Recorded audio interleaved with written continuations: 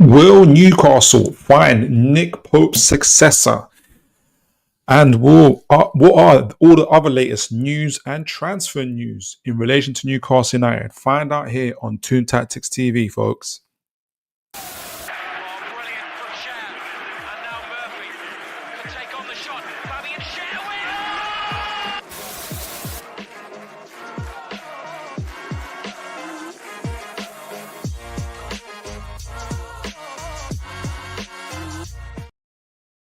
Good evening, guys. I hope you are all well. I hope you're all blessed. How is your evening doing? What are you guys up to? Do let me know in the comments. If you're watching, if you're listening, let me know where you're listening from, or let me know where you're watching from. It's always a pleasure to be sharing the evening with you guys. We're going to be talking about obviously potential successors to Nick Pope. We're going to be talking about a few other things in terms of like news and transfers, possibly, and go through that. But I think the main core of today's show, we're gonna talk about potential successors to Nick Pope in the goalkeeping department, because it is such an important part of how teams play nowadays. There are different types of goalkeepers, and obviously that kind of sets the whole structure of what a team is like and how a team plays. So we're going to talk about that here today, but let me know where you guys are listening from. Let me know where you guys are watching from. I'm going to go into the news a little bit, spend about 5-10 minutes on some related news to Newcastle United. But as always, let me know in the comments, guys, what you guys are thinking. Let's head over to some of the news. I bookmarked some of the stuff. But if you guys have something that you want me to touch on, do let me know. And then straight after that, oh gosh, I've got an itchy nose already. But straight after that, we will talk about Nick Pope. Oh, sorry. And who's going to be his successor? All right. So let's put on yesterday's news. Here we go. Let me make sure you guys can see that. Okay, cool. So, Miggy Almiron has been making the rounds. His agent has been letting everybody know who would listen that Miggy Almiron is available, and he's not getting game time. He's not getting minutes, and he's available. There was an offer that for Miggy in the last summer transfer window for around 14 million euros or $40 million. I can't remember which one it was. But Newcastle declined it. Eddie Howe reassured Miggy that he was still very much an important part of the squad and he wanted him. But obviously, as the season has gone on, that just hasn't happened for him. And so Miggy's agent has been on the blow up to everybody else and saying, hey, he is available. And that goes back to what we discussed earlier around Miggy Almiron and saying, and other players that are going to be kind of vulnerable in terms of, I say vulnerable, but available really for sales. And so I think that's going to be the big thing for Newcastle, especially as they look for a right winger. They're not going to be buying anybody if they're not available. They're not going to be buying anybody if they're not able to make sales. So Miggy is a big part of that. But let me know what you guys think. Like, do you think who do you think will be able to sell this January? If for Miggy Almiron, would the sales, like how much would we sell him for instance? Let me know what you guys think about that. Other things in terms of that. A wonder kid by the name of Ibrahim Maza. Now, I haven't got to look too deeply into this, but apparently this young man, Newcastle, he's playing for Hertha Berlin. If Hertha fail to win promotion, transfer is very likely with many Premier League sides interested, including obviously Newcastle United. So I've bookmarked him, and I'm going to do some research about him. Probably save him for a future show and see who he is, what he's about, and literally just how good is he. That could be another person, hopefully another kid, another young player joining the ranks in Newcastle United. If you guys know about him, do let me know what you guys think. Do let me know what's your thoughts on him. Interesting other news in terms of speaking of wonder kids. He's not so much a young kid anymore, Mr. Scalvini, who obviously is a right centre back. Newcastle United here. If we get him, share this tab instead. He was the alternative, 45 million euros. He was the alternative to Mark Gahey before he got his, I think it was an ACL injury. And he seems to have come back 2 or 3 months early. But obviously, he plays for Atalanta as a right centre back. I think he's around 20 years old now, and he had the ACL injury that was supposed to rule him out for about 9 months or so. But he came back early and came back after 6 months, which is worrying, because I think they also there is plans for him to start playing. We know obviously Sven Botman's got an ACL injury, and we're pretty careful about him. Obviously, it says he's a ball playing 6'4" defender. Very sounds like a Sven Botman, and is yet to feature this season. But he's back in training, and reports initially suggest he could return to Atlanta squad for the weekend meeting with Parma. I'm worried for him. I think he's come back after. They said he was, like I said, he's come back 2-3 months early, and I hope he is. He's made a magnificent recovery. I really, really do. But the way we've treated Sven Botman and the time it's taken for him to come back, because ACLs aren't a joke, the fact that he's back so early in terms of Scalvini is a worry for me. But apparently Newcastle are looking at him as an alternative to Mark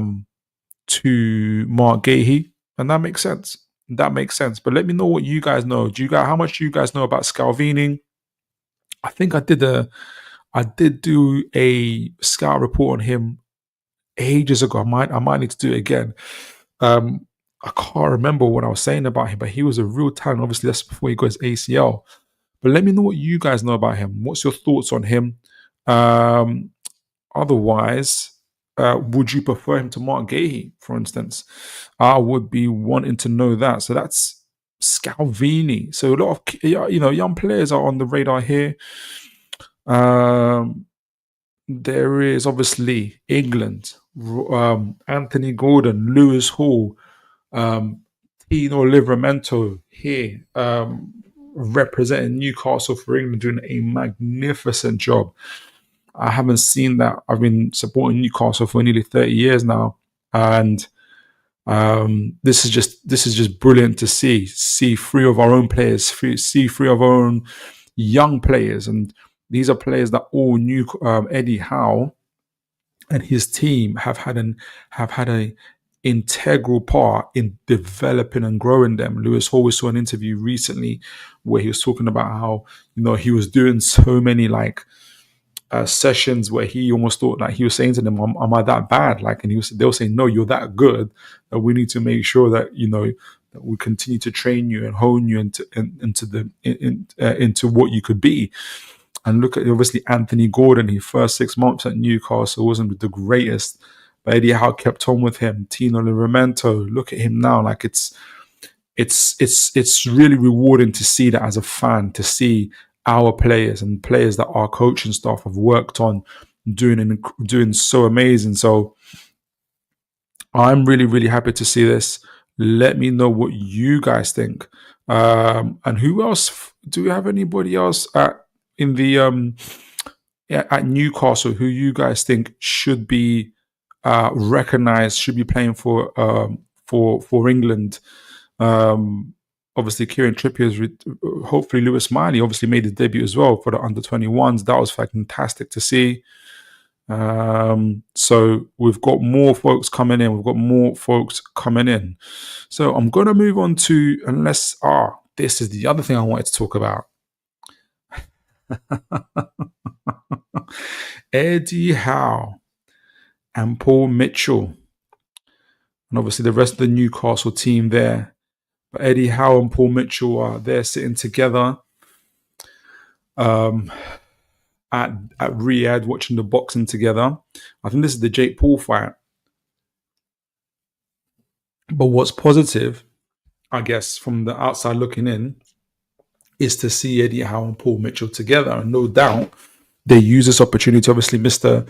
Yasser Ramayan was there. Obviously, he was sitting with the president-to-be in terms of Donald Trump. So he was away from them. But It's really interesting to see these guys here. Seeing Eddie Howe and Paul Mitchell together talking. Well, I say they're talking. Paul Mitchell's just staring ahead. Hopefully, in private, they have a lot more jokes or a lot more laughs. I don't know, but either way, after all the rumors in the previous months about rifts and people not talking to each other and possibly leaving, it's good to see these two at least sitting together. And obviously, Yasser Ramayan there, and hopefully some transfer talk is there. So over to the chats. Aaron Cave, good to see you, sir. Good to see you this evening. I hope you're well. Hope you're having a good evening. Evening, Philip. Scalvini is a very talented player. Okay, I have concerns about his pace and how he would complement Botman. Okay, so he's not that fast. For us watching him twice, I have no doubt though Eddie Howe turns him into a monster. Exactly. Once Eddie Howe, it's interesting though about his pace, and I wonder what what that would be like, how that would work if he hasn't got the pace. And sometimes I think people forget that Botman himself isn't slow, and he could be the person essentially doing the Mark Gahey role, where you get incentive. You've got Scalvini maybe doing the pressing, the active pressing, pushing up, and maybe Sven Botman going behind, sweeping up behind him, whichever way they want to work it. But that is interesting. He's a talented boy, Scalvini, and I hope he's back.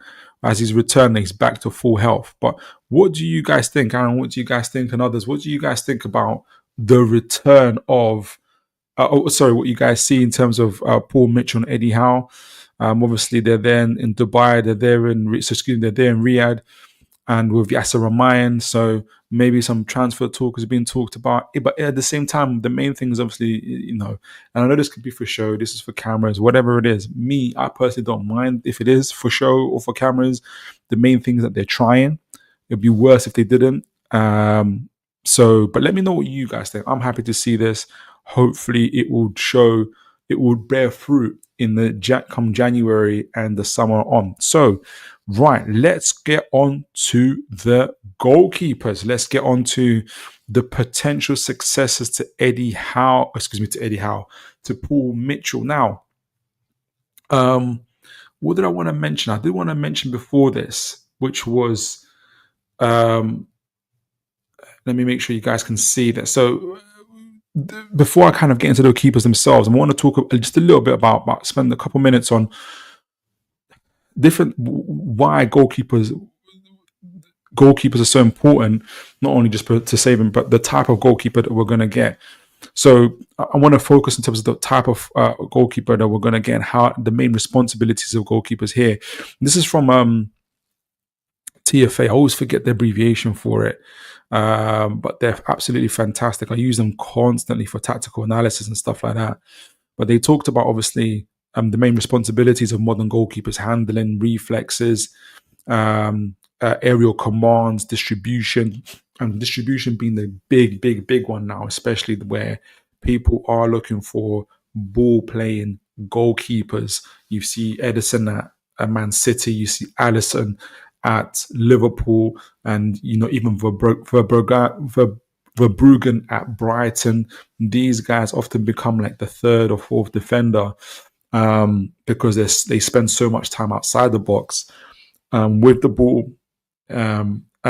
Especially when we're going to talk about when teams try to press, when their team's been man marked, they often become the extra man bringing the ball out, and he did a terrific job against us actually as well. Whenever we played him, so obviously we know the limitations to Nick Pope. We know that obviously he's an exceptional goalkeeper, really good shot stopper, but the ball at his feet is he's limited with it.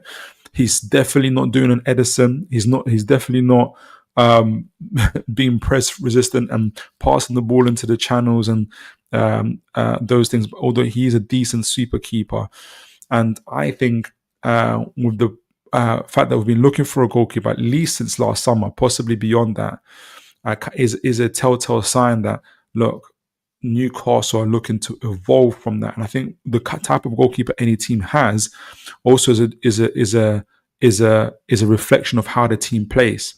And obviously here I mentioned distribution, sweeping. So before we go into the type of keepers, I'm only going to spend a minute or two on it before we get onto the goalkeepers themselves. I've got a comment here from Aaron.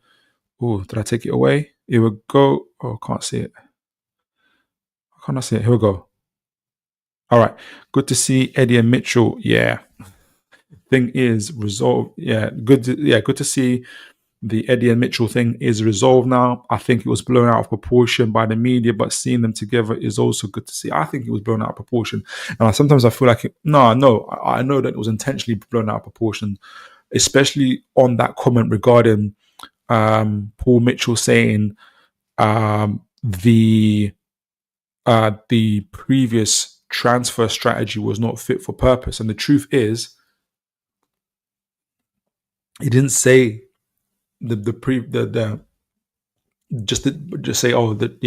previous transfer strategy was not fit for purpose. He said, in the context of today's PSR, it is not fit for purpose. And he gave an example of Liverpool, like I talked about before. He gave an example how Liverpool, for instance, bought Van der Berg, they bought Carvalho 2, 3, 4 years ago. These were fringe players. And then in the last summer window, they sold them on together for 50 million. You have to move smart like that. And at Newcastle, didn't do that. They didn't buy to sell players. They didn't create assets, essentially.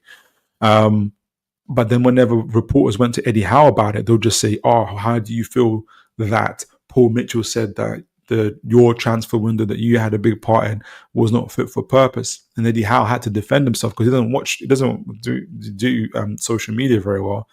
So he's defending the profile of player, the talent ID of player, and saying, "Look, I stand by those players." We all stand by those players. I think most of them have been, I think all the sales buyers have been great, actually, have been good. Even Target, even Wood, because they served the purpose for that time, which was to keep Newcastle in the league. So it wasn't the talent ID that Paul Mitchell was talking about. It was in the context of PSR. But good comment there, Aaron. Appreciate you. So types of keepers, we talked about it. There's the line keeper, the keeper essentially that stays on the line, very much focused on shot stopping, eliminating threats from crosses, and quickly recovers blocking shots. Now, people would say that's Nick Pope, but I think Nick Pope is the next line, the one along the line, which is more of a, not the ball playing back. We'll get back to it, but I think he's a sweeper keeper. So in Newcastle do try to play up, but where is he? We've got pass accuracy here. Where is it? They had a sweeper keeper here. Now, I'll find it later. I'll go back to the ball playing one. But the super keeper, essentially, which is Newcastle play with a very high line with their centre backs. And so when teams do try to get the ball over the top, you need to have a keeper that's ready to go off his line. I think if you guys remember last year when Pope was injured, Dubravka, his limitation is, even though he's a little bit better on the ball, but his limitation is his hesitancy to come off his line, to be proactive in terms of like sweeping up and clearing the ball and doing that, kind of heading into that just beyond his penalty box and clearing it and stuff like that. And we that forced our backline to drop back a lot, and this caused a lot of gaps within our defense and our midfield, and we were hurt a lot by it. Whereas with Nick Pope, where he's willing to come off his line, who's willing to sweep, this in effect helped our backline to now push up a lot more. And so for me, Nick Pope is very much a sweeper keeper. However, what he's not is, which is I think that a lot of the three goalkeepers we're going to look at today, is not a ball playing keeper. And these are the modern playing keepers. This is as it says here in the analysis. Essentially, it's the type of keeper has an excellent reading of the game and is confident with the ball at his feet, a bare essential. He possesses a wide possession range and ability to communicate effectively with his defenders and teammates. So this is, from the goalkeepers with that ability on the ball, who set the tone, whether it's short passes, long passes, they determine how quick, and they can determine how quick or quite how slow an attack can be. They can often even dictate the tempo.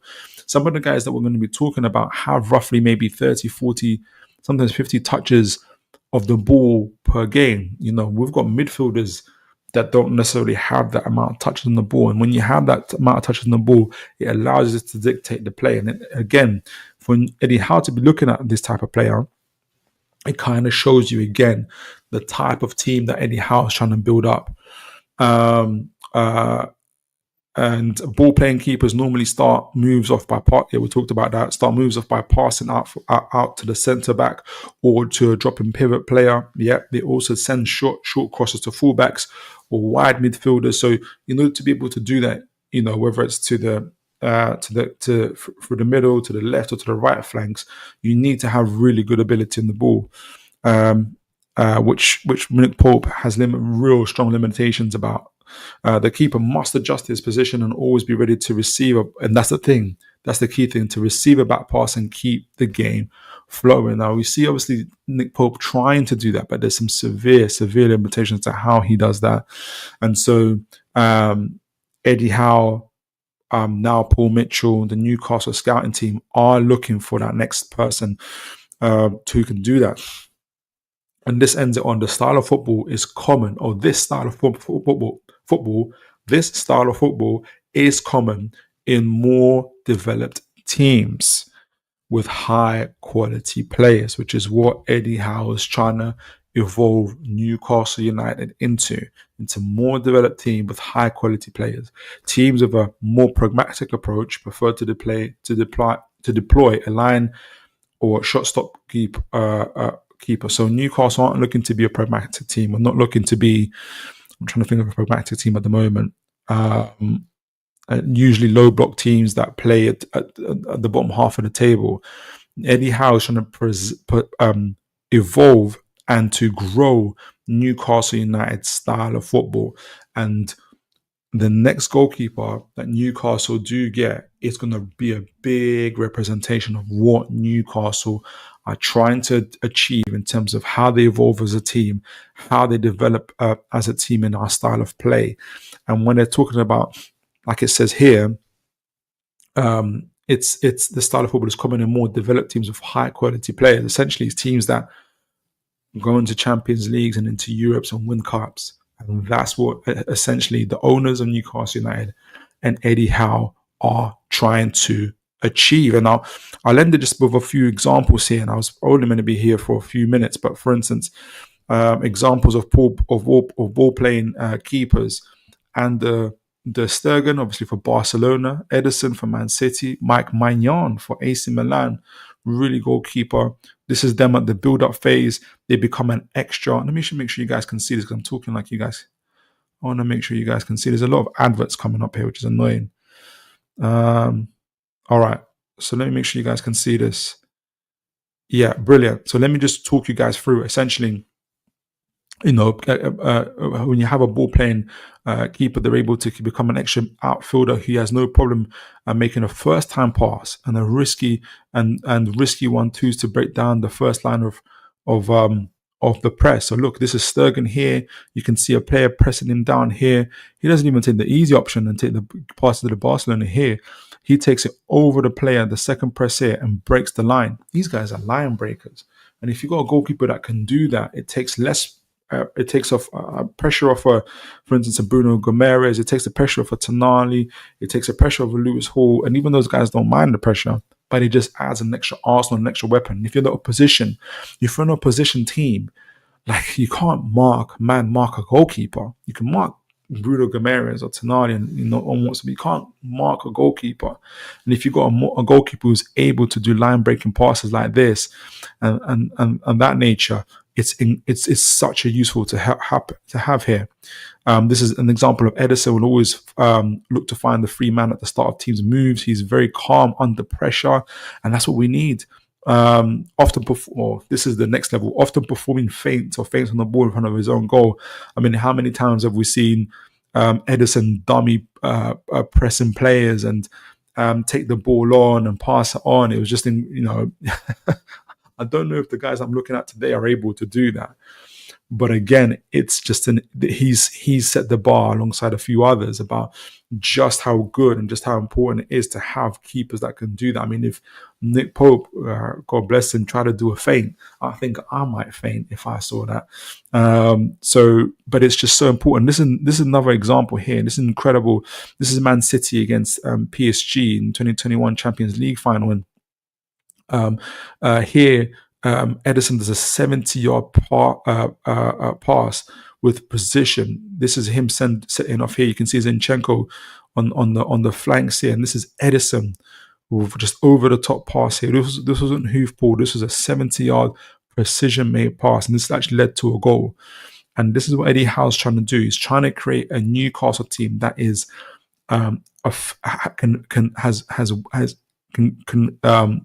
is offensive, can create attacking situations in any part of the pitch. So when we're looking at goalkeepers today, and I know this is a pretty high bar when we're looking at Edison, but I think this is what Eddie Howe is looking to develop his team into, where yes, we can we're always going to be playing ball to feet, playing from out the back and using the midfielders, using our centre backs.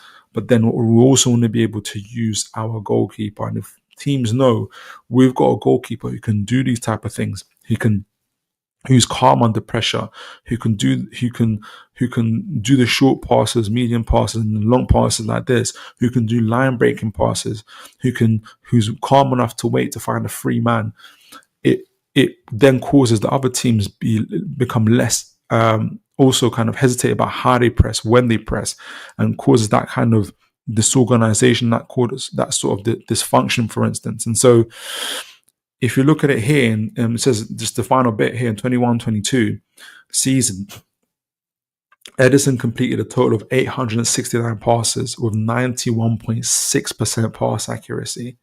I want to highlight, I'm not looking for the next Edison. But, ideally that we can get this. But this is incredible. An average of 21 passes per 90 minutes. He made 42 passes in the 2-2 draw with Liverpool at the Etihad. That's incredible.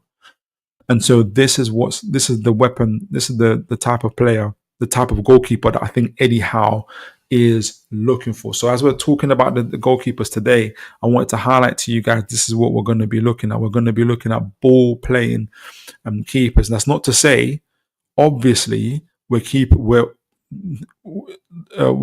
have to be able to be good shot stoppers, handle the ball, handle crosses. They have to be able to be communicators, people that have got command of the box. These are all the things we're going to be looking at.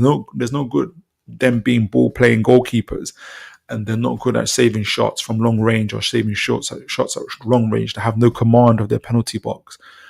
We're not going to just buy them just because they can do Perlo type passes.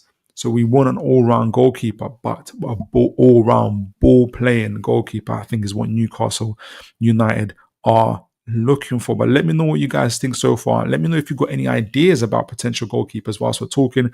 Like I said, I've got 3 goalkeepers that I want to be able to talk about. I took a while researching this stuff. It got quite deep. I haven't really looked into goalkeeping to this extent before, but it was it just became really interesting to look at, to be honest. So let me know who you guys are looking at. Let me make sure I share my screen with you guys that you guys can see it. Here we go.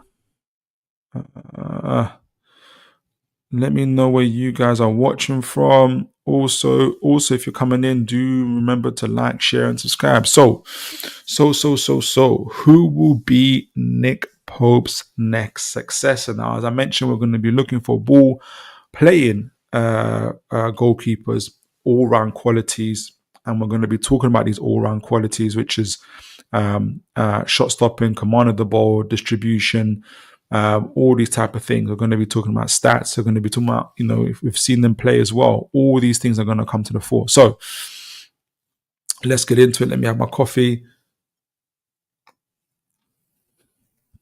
Let me know what you guys are thinking so far. Oh, I think I've got a comment there before I get into it. Aaron, Chevalier is a name I've seen us linked with. He ticks a lot of boxes.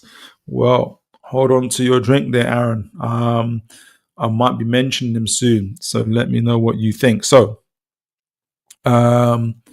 I'm going to kick off. Like I mentioned to you guys, we're going to be talking about, make sure you guys can see this.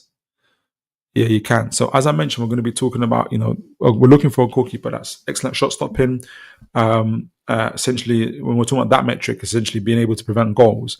So when we're talking about defensive workload, that encompasses all these other things: cross claims, punches, sweeping actions, defensive actions outside the penalty area. So sweeper keeper actions as well. So if you're gonna, because we can't maintain a high line, defensive high line, if we don't have a goalkeeper who's willing to be a sweeper keeper, goalkeeper command of the air. Command of the area. So cross claiming, again, punches, sweeping actions, communication, body language. Some of that stuff is going to come down to what we've actually seen.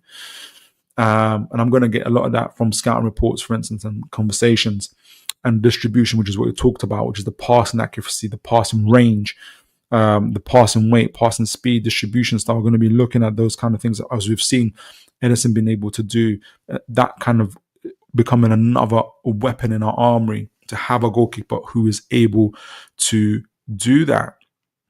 So we talked about that. We talked about the ball playing keeper. So the first keeper we're going to look at is Mr. James Trafford. Now, for all of those that paid attention to the summer window, we know that James Trafford, essentially, we were in deep conversations with him and his camp, and with Burnley especially. I think some reports suggest that we had agreed personal terms of James Trafford, and other reports have also said that we were trying to, we just couldn't agree a fee with Burnley. Essentially, they were looking for 20 million. We were looking for 16 million. A big part of that was because he's a former Man City player, and they obviously sold him and had a sell-on clause as well for that. So essentially, Burnley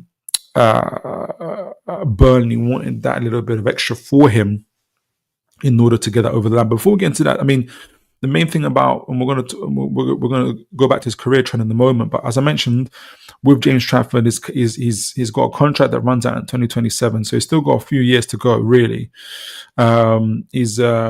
He's 1.977 meters tall, so he's essentially like 6'4", 6'5", so he's a big guy, tall guy as well. Doesn't look it on camera, but he's 22 years old, so very, very, very young. And I have to be mindful of that when we're talking about him, when we're talking about goalkeepers that are young, when we're asking them, I think goalkeepers, well, any player, but especially goalkeepers, have to have character and personality, have to mature a lot in order to be effective, in my opinion. So he's 22 years old. Obviously, we know him. Well, I know him from his time at Burnley in their unsuccessful season in the Premier League last season, where I think he let in 65 goals. But I think that's not because he's a bad goalkeeper. I think it's because they had a bad defense. But he was a big favourite of Vincent Kompany, who loves attacking football and pressing up high. Obviously, Vincent Kompany got him from Man City, from his former coach Guardiola, and Guardiola himself gave really, really good essential feedback on Trafford, saying, "Look, I've always known that he was going to be world class," and and that's essentially what's happened. We can see here from Trafford's background: started at Man City's under 18th youth, was loaned out a number of times to Accrington, Bolton, then eventually, before he was sold to Burnley for about 70 million euros, so 50 million euros as well. And you can see why Burnley were haggling over that money that Newcastle were offering. They essentially wanted the money that they made for him, that they paid for him back, and Newcastle weren't willing to do that for a number of reasons. So he's got that background. He's played in the Premier League now. He's played in the Championship in Burnley's promotion season, and he's back in the Championship now with Burnley again. We're going to go through some of those stats in terms of that as well, how he's doing. But his current career trend, we were on it just earlier, is, we can see it here. So the orange, on the left hand side, the axis there, that's the minutes played. So from 0 to 3,500 minutes played. You can see that essentially from 2021 to now, essentially, he's been playing on average about just over 2,000 minutes, more now. He's been playing about 2,500 minutes, which is good. Again, about 30, 35 games, 38 games. In his most successful season, I think he got around, what did I see here? What did he, in terms of clean sheets, in his most successful season there in 22-23, he got how many clean sheets? He got 22 clean sheets, which is phenomenal. And the orange bar, and then obviously on the right hand of the screen is when it says 100%, that's the clean sheets or saves percentage. So once he got going, essentially, in terms of his career minutes to once he start playing, you can see that his save percentage is 70 and above, getting up to 80%, which is really, really high. And with that comes even better clean sheets, especially in the 22-23 season, Burnley 22-23. Obviously, things dipped in the 23-24 season when Burnley were promoted. That was a hellish year for them in their return to the Premier League. But he played for most of those games. I think the final 10 games, the next goalkeeper took over. But Trafford stayed on to this season now, where he's played again. He's 24-25 season. He's already playing a number of minutes. It says 2,500. He hasn't played 2,500 minutes. We're going to get to that. But I think he's played about 1,300 so far. But he's already got 8 clean sheets. So Burnley are doing very well. Trafford's doing very well career-wise himself. So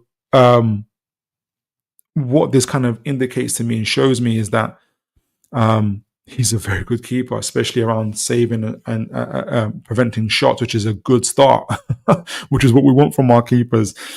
And also, like many goalkeepers, you want to be able to play. And so he's willing to go to the championship in order to play. We also can't forget he's an England international. He's an under-21s England international. And together with Anthony Gordon and Cole Palmer, Madueke and others, they had won the under-21s Euros last year, where he saved the penalty as well.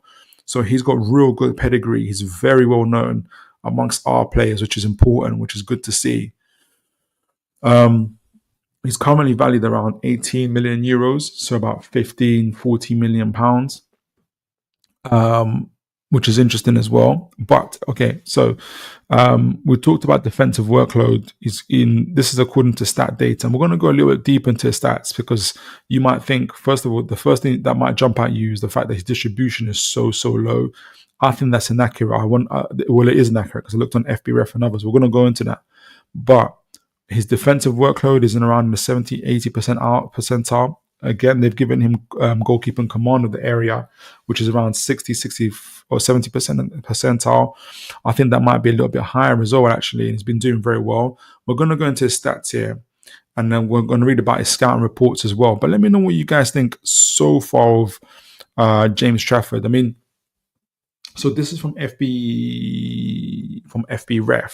and the goalkeepers that you guys can see on the left are the goalkeepers that FBref felt, from stats and everything else, that he's most similar to, and he's in good company. He's obviously Mike Maignan, who we mentioned previously from the page from the football analyst around goalkeepers. He's Mike Maignan, big ball playing goalkeeper, plays for AC Milan. Lucas Chevalier, who Aaron mentioned as well, very similar again in terms of his stats and everything, performance and age. I think Chevalier is 23 years old, to James Trafford as well. Bart Verbruggen, who I mentioned as well, plays for Brighton. I think he's a great goalkeeper, a bit under the radar. So he's in good company, Trafford, here. But also to the stats on the right, and some of the important stuff that we're going to be looking at. Yes, I know there's clean sheet percentage and stuff like that, and these are high and stuff like that. I haven't paid overly too much attention to it, because I think clean sheets, it's a real kind of team effort. Obviously, the goalkeeper plays a major part into it, but let's see what his contribution to that is. It's 80% average. So this is from his from FBref, and they've looked at him in terms of him based on the last 1,260 minutes he played. So they looked at him in the last 365 days, where he has played 1,260 minutes of football. And they've compared him obviously to this is obviously in comparison to other keepers. So he's in comparison, he's got an average 80% save percentage. So essentially 8 out of 10 saves he makes, which is fantastic, which puts him in the 94th percentile of goalkeepers. So if you ask, is he a good shot stopper? Yes, he is. The other interesting part, which we talked about, is, well, there's a couple actually. Defensive actions here. You can see it here. Defensive actions outside of the penalty area. So clearances, interceptions, essentially sweeping. He's on the. He's only asked to do that about 1.57 times per game, so nearly 2 times per game, but mainly at least once per game is meant to do that, and that kind of probably shows them more the dominance that probably Burnley have in the Championship so far, but also how that he's alive and alert, and that puts him in the 87th percentile of all goalkeepers in the world currently, which is again the thing that Eddie Howe and I was looking for: someone that's able to save, somebody save shots, but also somebody that's able to have defensive actions outside of the area, penalty box, sweeper keeper, essentially as well. So he's got those qualities which allows at least Burnley's backline to push up as well, and this is what I think Eddie Howe's looking for, Newcastle especially. The other interesting part is touches. That's touches on the ball. So he has an average of 42 touches per 90 minutes, which puts him at 83 percentile of all goalkeepers, which is very, very, very, very high. And I think, again, shows the reliance that Burnley have on him. 42 touches, nearly 43 touches. He's at the 83 percentile. So that's the top. He's very much towards the upper echelons, elite goalkeepers in terms of the amount of touches he has on the ball. And this is again going back to the ability to stay calm on the ball, to dictate play, short passes, long passes. We're going to talk about those things as well, but it kind of shows again that Burnley, Vincent Kompany relied on him to do that. Now, obviously, we've got Scott Parker who's relied on him to do that. He's dictating the play for Burnley, at least at times, from playing out the back. And this is what Eddie Howe, again, and the staff there have been looking for, which is really, really good.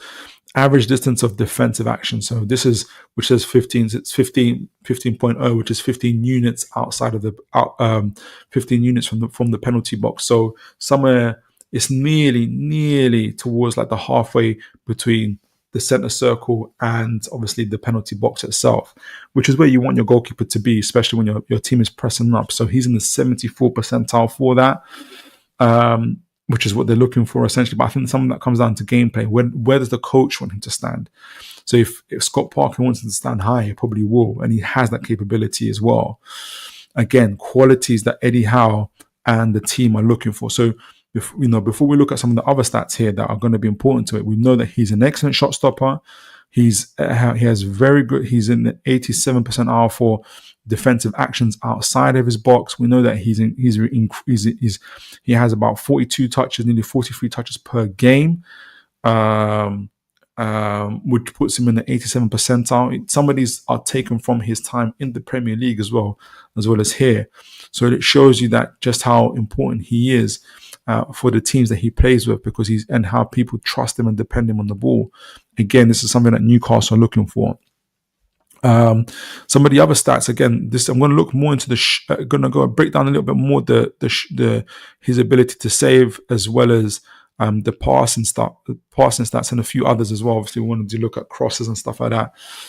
His ability to claim. So there's an interesting one here that says post-shot expected goals. And that essentially, this puts him at a 99 percentile. So what is that? So essentially, what that is the quality of the quality of shots that he's facing is it says 0.54, which is about 54% are likely. So he's the quality of shots that he's facing, average at the moment, is about, they've got about a 54% chance of being scored. So just over 50%, which is not bad, which is pretty high.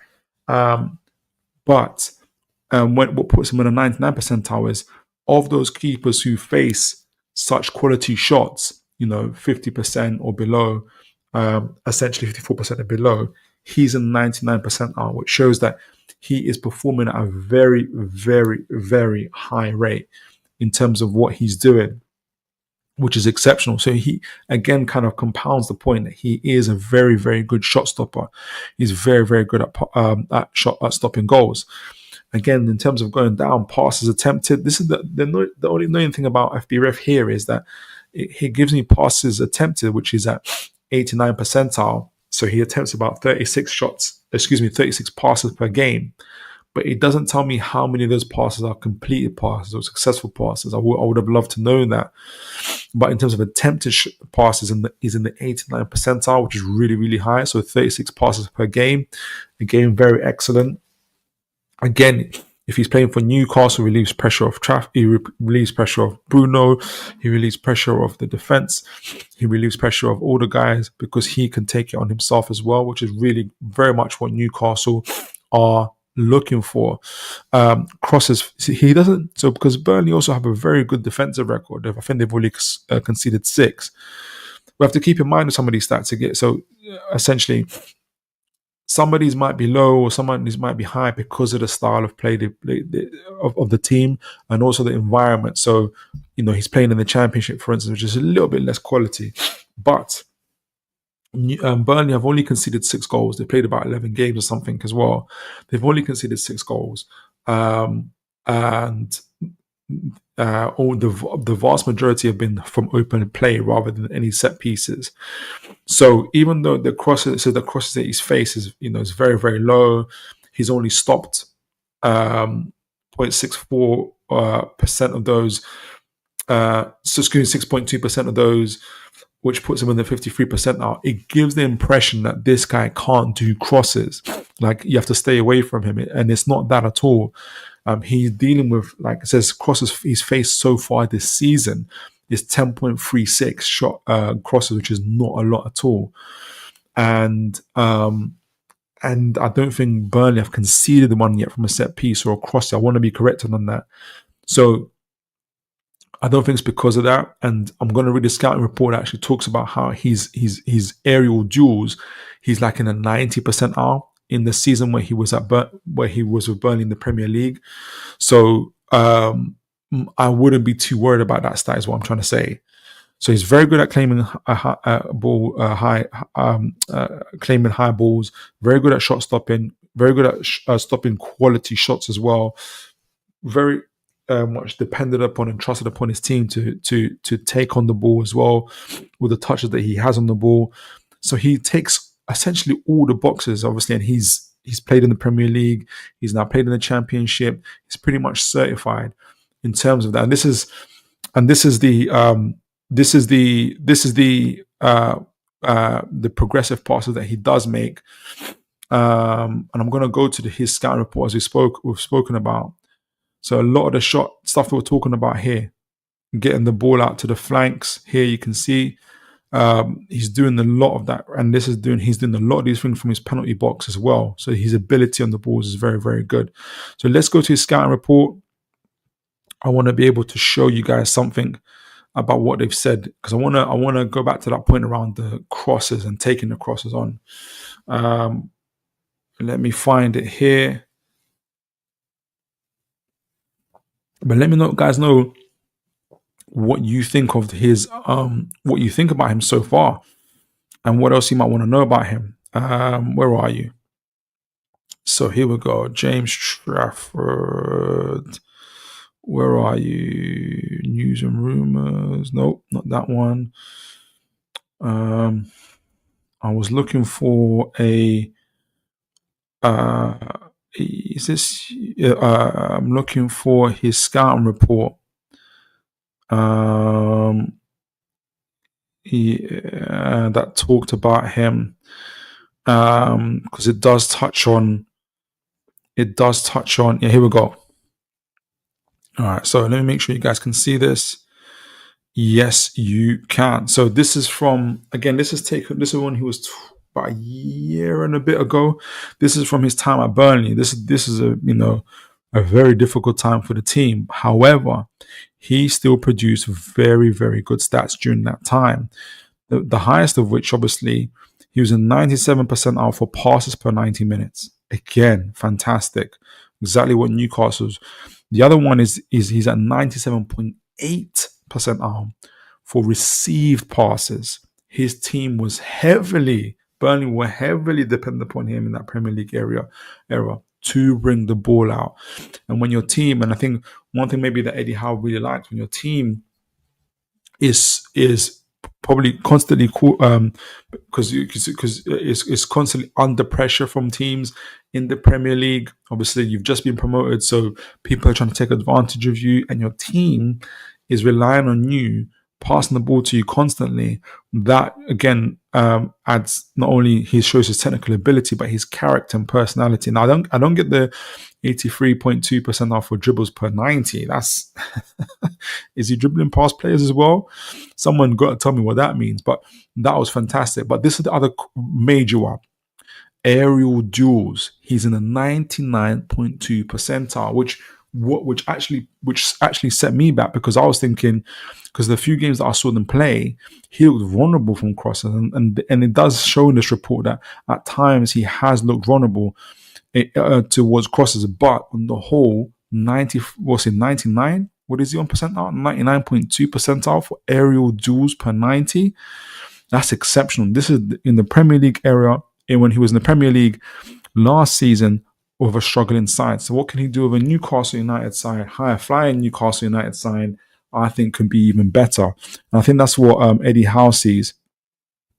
So, and yeah, as it says in the thing, it says Dave commented the above shows the percentile rank of Trafford in comparison to other goalkeepers in Tier 1 League of Football. James is a ball-playing goalkeeper and is ranked at the top for attempting passes. He is not afraid to contest aerial duels. So he's got very good.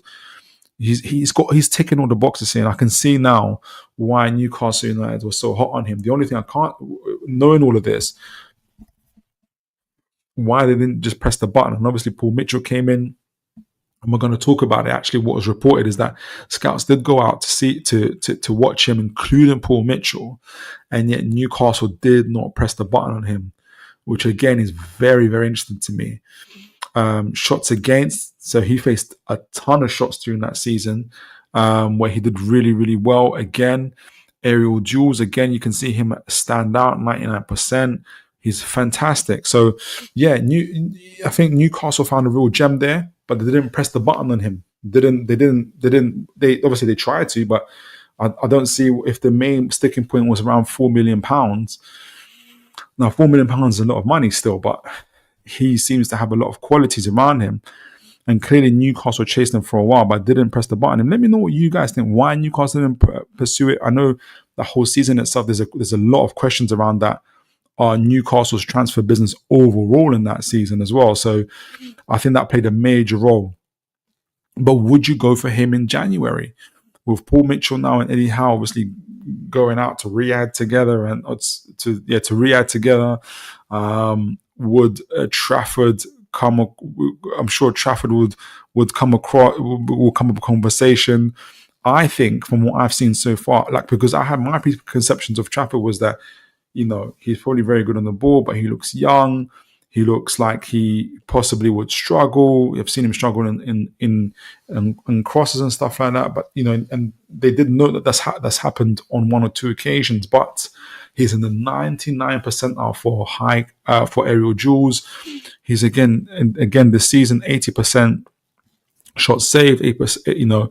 He's an excellent goalkeeper, excellent handler of the ball, excellent on the ball, trusted by his team to receive the ball, to pass the ball, excellent sweeper keeper as well.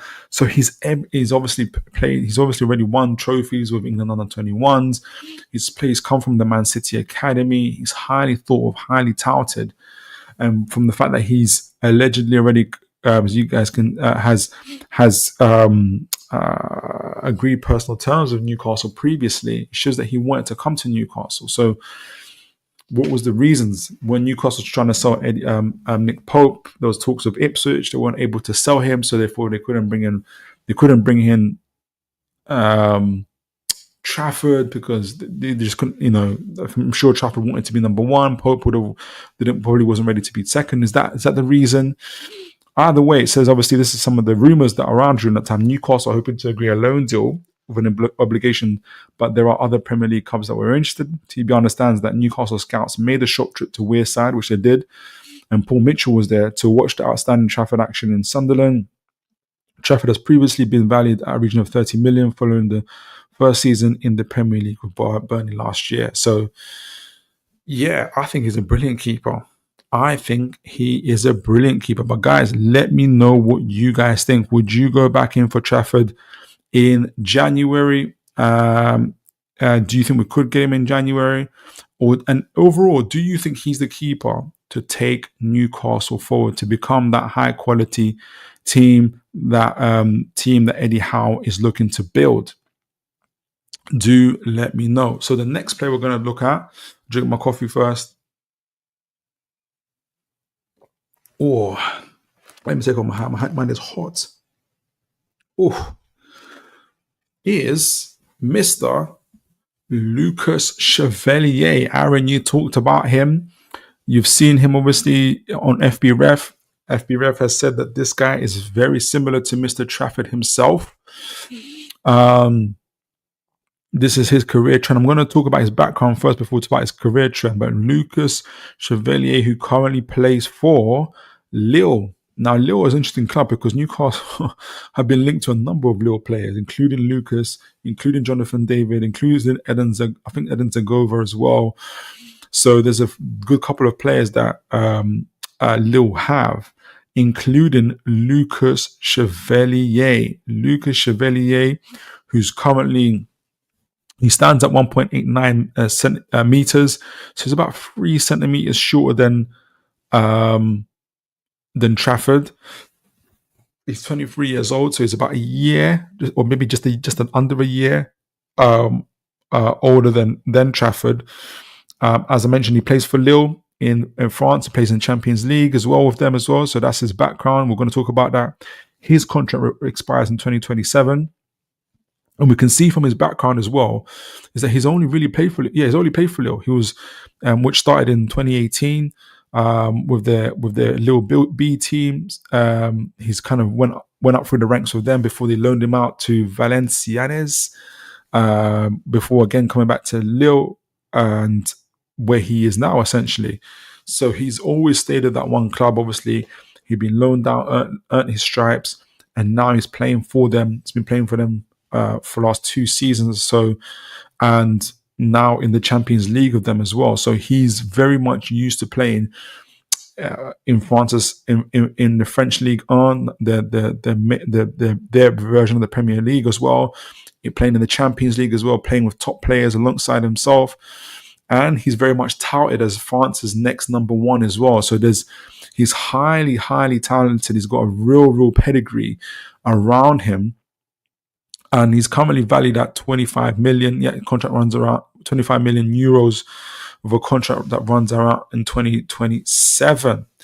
Now, his current career trends as I mentioned, is obviously he's very much since 21-22 seasons, he's been playing 2,500 minutes and very consistently for the last 3 years. And this is his 4 years. So although he's very young, 23 years old, he's very much so been playing at a consistent and professional level for the last 3 years, playing a lot of minutes, and he's at 80% in terms of saves. In terms of save percentage, very consistent in that as well. So we already know very early on that this guy can save. Is good at preventing shots, and in those seasons, in 21-22, 9 clean sheets, 22-23, he has 22-23. He has how many sheets? Clean sheets, 10 clean sheets, so steadily going up. He played 2,880 minutes that season. 23-24, 2024 season, 2,969 minutes, so nearly 3,000 minutes. He has got 15 clean sheets. So he's just getting better, and all his team is getting better, but he himself is getting better and better. And again, this season he's already got 5 clean sheets. I think he's played about 11 games. So he plays for a very good team, and he's a very good goalkeeper. And we talked about earlier about the type of goalkeeper top teams need to have if they're going to play well.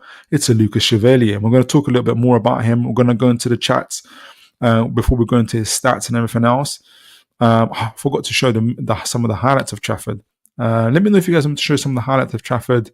I'll look at Chevalier as well. Aaron Kate, Trafford is a good keeper, and I would take him not in this window coming, but the next one, because other positions are more important. Yeah, I can see that example, exactly. The right wing and centre back, could argue striker as well. Exactly. Let me know, and I don't know if Aaron, you answered this question before. Which one's more important to you, the right wing position or the right centre back position? For me, it's the right centre back position. But let me know what your thoughts are. Lee, good to see you, sir. Hope you're well. I think they may sell trips. Yeah. Wilson and maybe Jamal Lascelles if he's fit after ACL injury. Well, I'm sure there'll be names for these players as well. I don't know if they're going to sell Jamal because I think if you're a team that's looking to purchase, you'll be wondering, is Jamal, is he as good as he was before? Is he going to be fit? Me personally, I wouldn't want to lose Kieran Trippier. I would love to have him to stay at least another year alongside Livramento, to have that as a backup option, or have them contesting and challenging each other would be phenomenal to have if we can have him for another year. But again, if someone comes in with a £15 million, £20 million offer, that would be so hard to turn down. Wilson's got a lot to prove. Let me know, Lee, if Wilson, so we've played 11 games now, if Wilson is fit and available for the next games throughout the season, and he's there and available for Isak, would you want to keep him for another year? Do let me know, Lee. I'll be interested to hear what your thoughts are. But back to Mr. Chevalier. As mentioned, playing a lot of minutes, saving a lot of shots, 80%, keeping a lot of clean sheets, playing at the top, or very much near the top of the French league with Lille, playing the Champions League, playing and they're also currently fourth, playing with top players around him. And he's very much touted after Hugo Lloris to be Newcastle. France's next number one. And it shows here in the stats from stats data. Shot stopping is somewhere, I don't know what, well, I think we're going to go into FBF. It's a little bit higher on FBref. But for stats data, he's around a 70% defensive workload is much lower as well. I'm gonna have to look at stats data because what they have compared to FBref is very different. But data stats show command of the area. He's an 80% goalkeeper distribution. So we're talking about passing and everything else. Somewhere in the 50-60% arm. I'm going to bypass this one because it's going to bring a bit of confusion. I need to ask that day how they work this out. Oh, this is for this season though, isn't it? This is for the first 11 games. So I expect this to expand a lot more, but we're going to go into it. So this is Lucas Chevalier, the data from him from FBref. He's kind of this the goalkeepers that have a similar profile as him and stats as him. Again, he's in good company with Marcin Bulka in 7th there. I'm gonna spoiler alert, I'm gonna talk about him as my final keeper. Who else is there? He was obviously in the same one as James Trafford, though James Trafford doesn't come up here. Jan Sommer, the Bayern Munich goalkeeper. Is he still there at Bayern Munich, guys? Has he moved on? I think he has he moved. I feel like he's playing for somebody else. Let me know, guys. Let me know. Yeah, that's the main guys that I know there. I don't know if you guys know any other keepers, but he's in good company there with the keepers that are there. And again, in terms of goals against save percentage 78.6%, which puts him at the 93 percentile.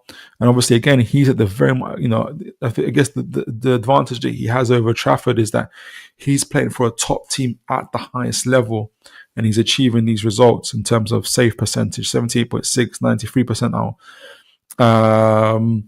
And he's keeping clean sheets, touches, which is interesting. So he's got the average touches. Maybe this is right. So his touches per game is around 37, which is still quite high, but this puts him on the 49 percentile. Whereas I think Trafford, if you guys remember, Trafford was on what, 46? Let me see. Trafford was on about 46 touches per game. Yeah, Trafford was a little bit higher. Where is he? Touches for Trafford, 42. So Trafford has about 5 more touches per game. So you can see that the line is thin. But I'm going to show you some scouting reports. And I think the reason why some of those touches are a little bit higher or lower is because of the way they play. Crosses stopped, 78 percentile. So he's pretty good at that. So which also kind of points to maybe his aerial aerial duels is going to be quite high as well. Corner kicks against. So look at this, 95 percentile. So he's good with that. So despite being 3, 4, 5 centimeters shorter than Trafford, he's shown good command of his box, which is what Newcastle are looking for, obviously. So some interesting ones there. So there's a lot there to show that he's doing well. The interestingly though, he's for post shot compared to Trafford in terms of the quality of shots he's in the 62 percentile. So which is a bit lower than Trafford as well. So I wonder what that entails. But could that be because Chevalier is playing against higher quality of opposition? He's not playing against championship players, he's playing against Champions League players, and he's playing in League On. But again, very, very good stats there for so we know from this that he's a good shot stopper. He's decent on the ball. He can claim high crosses. All those things are important. What we want to know more, because there's a scouting report I want to go into that gives a lot more information in Chevalier as well. And I think it's going to whet the appetite a little bit. But before we do that, actually, let me do that. I'm going to go into that now, and I'm going to also read the comments. Let me make sure I get Mr. Chevalier. Lucas Chevalier. So it's a fantastic name, isn't it? You have high expectations for a guy that's called Lucas Chevalier. Is that you? Not there. Where are you, Mr. Chevalier? So very good. It was a very good in-depth scouting report. It's actually from The Athletic, so that's why it's very good and very in-depth scout report. So let me go to the chats first. Aaron Kane, both positions are important. Okay, so it's good about which one's important, the right centre back position or the right wing position. Both positions are important. Having a centre back allows us to be more aggressive. Yeah, absolutely. And that naturally allows us to get the ball higher up the pitch. Exactly. Yeah. So I guess you're going for the centre back position. Yeah, that makes sense. That's exactly the position I've chosen for the same reason. I still feel though that a right wing.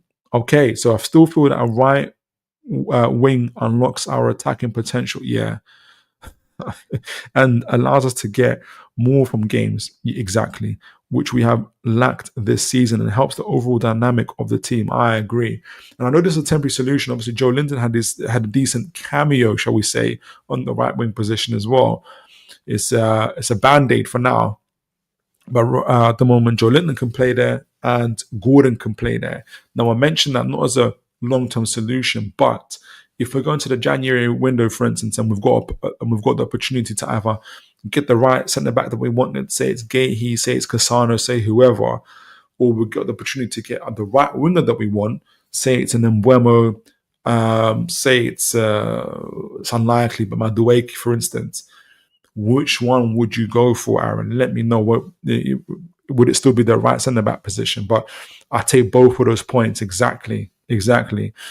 And real interesting times ahead. So, Mr. Lucas Chevalier. Now, we talked about obviously what the stats have been saying. He's got an incredible pedigree, been at Lille all of his professional career, is now their number one keeper for the last 2-3 seasons.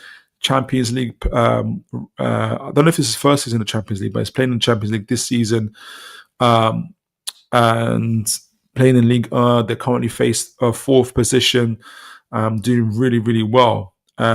And obviously, he was looked at by Manchester United before they got Onana, before they chose differently. But you can see here, this goes back to what we talked about earlier about why the modern ball-playing keepers are so important. This is what Chevalier does here for Lille. You can see him. I don't know if let me make sure you guys can see. Have I zoomed in enough? Yeah, that's not too bad. This is Chevalier here. This is Lille in the red, and you can see them being pressed by the guys in the yellow. I don't know who that might be in the yellow, though. Is it Nice, maybe? I don't know. But it's Chevalier there in between the two centre-backs. And this allows, and we're talking about being able to press aggressively high up just now with Aaron. Imagine if we've got a goalkeeper that can do that can press up this high. So imagine we've got Sven Botman back, and we've got a right centre back as well. We'll have Shaw. So this would be Sven Botman and Shaw with Chevalier in the middle, and then you probably have Bruno picking it up. But you'll have what you then allows is for, if you guys can see right there, I don't know if you guys can see it, cursor, that's Lille's, I think, right back. So that would be Livramento. And the other side he will have right here nearest to you here, that'll probably be Lewis Hall. So when you've got a goalkeeper that can press up that high, so good at the ball as Chevalier is, it allows you to be far, far more aggressive. And now if you're the pressing team, you got to be careful about just how much you try to press. Because imagine this, if you got a goalkeeper that can now either break the lines, get it out to the flanks, or get it to players nearest to him, this is the advantage that you get. I don't think I ever have or ever will see Mr. Pope, God bless him, with the ball playing out in the back this high. It is against Nice.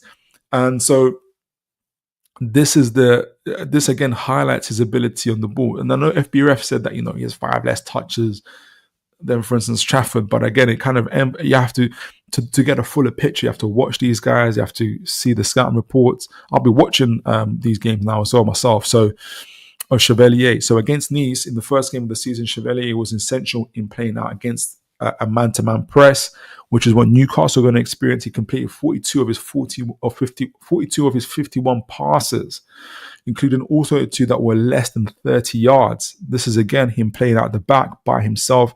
His team in the white here are being man-marked by Nice. And so he becomes the extra man playing out from the back. Now, again, he forces the opposition to make a choice. If you press the goalkeeper now, you then leave another man open for the pass. And so this is the progression of football. This is where it's going. And Chevalier has got the talent and the ability to do that at the highest level. So again, he suits Lille's expansive style. Only Paris Saint-Germain had more possession than Lille last year. So again, it goes back to what we all suspect is that Eddie Howe is aiming to have a team and evolve Newcastle into a little bit more possession-based. I think he wants Newcastle to be multifaceted, so possession-based, direct, can play against the low blocks, can play on the counter, can play in transition. But to have to also be able to play possession based, you need a goalkeeper that can keep possession, and which Lucas Chevalier allows you to do. And Fonseca is very, very aggressive in how he plays. They talked about here, head coach Paulo Fonseca had spoken of an obligation to create a spectacle, a good show. Just winning isn't enough for me. Obviously, Fonseca was touted as one of the managers for Newcastle at one point as well. So it shows you It just that if he's looking at Chevalier to do that for him, to be one of those keepers, it shows you how much trust they have with him on the ball. So below are three examples of League On from League On last season, all played from outside the box and positioned that between the centre backs, successfully targeting number 9 David to the channel. So this is, you guys can see here. Let me make sure you guys can see this. Now imagine this is Isak on the end of these, or Gordon on the end of these, who like this type of movements. When you got a goalkeeper that can do this, again, note before we do that, actually, note Chevalier's got between the centre backs, which in our case would be Botman and Botman and Fabian Schär, or maybe Mark Gahey, we'll see. And then obviously you'll have Hall here on the left. You'll have Livramento on the right, and you can see the team is forced, the opposition are forced to really be narrow because you've got a goalkeeper that was bringing it out. But then you've got a goalkeeper, you've got the option of playing out from the back, or you can go direct now. And you can see now on the other side of the pitch, 4 Lille players matching up against, was it 1, 2, 3, 4, 5 opposition players there of Jonathan David making the moves. And so when you got a goalkeeper that can bring out the back like this, has a good passing range, excellent passing range, you then have extra weapons in your attack. And this is what Newcastle, this is what Eddie Howe, and this is what the recruitment staff are looking for in their next team. And if Newcastle want to be a top level flying team, this is their ability again. This is again him doing that again in this position. I don't know if it's Nice again that they're playing, but again, he's the one responsible for bringing the ball out the back. He's got the option of passing it to the midfield. He's got the option to passing it on to the guys on the flanks, or just go direct to David, who's again here on the flanks, asking the left back, I think it is, the question of, how you're going to mark me, what you're going to do.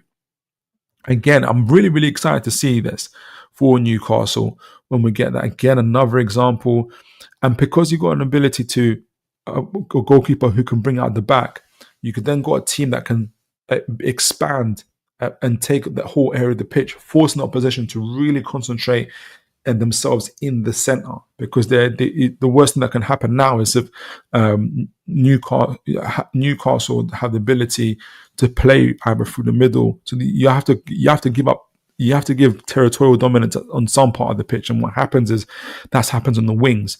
And on our wings, we have Gordon, we have Barnes, we have hopefully a right winger that's going to join in and be excellent. But obviously Livramento, Lewis Hall, all these type of players. And this is Jonathan David who's taken advantage of that. And this is what we need.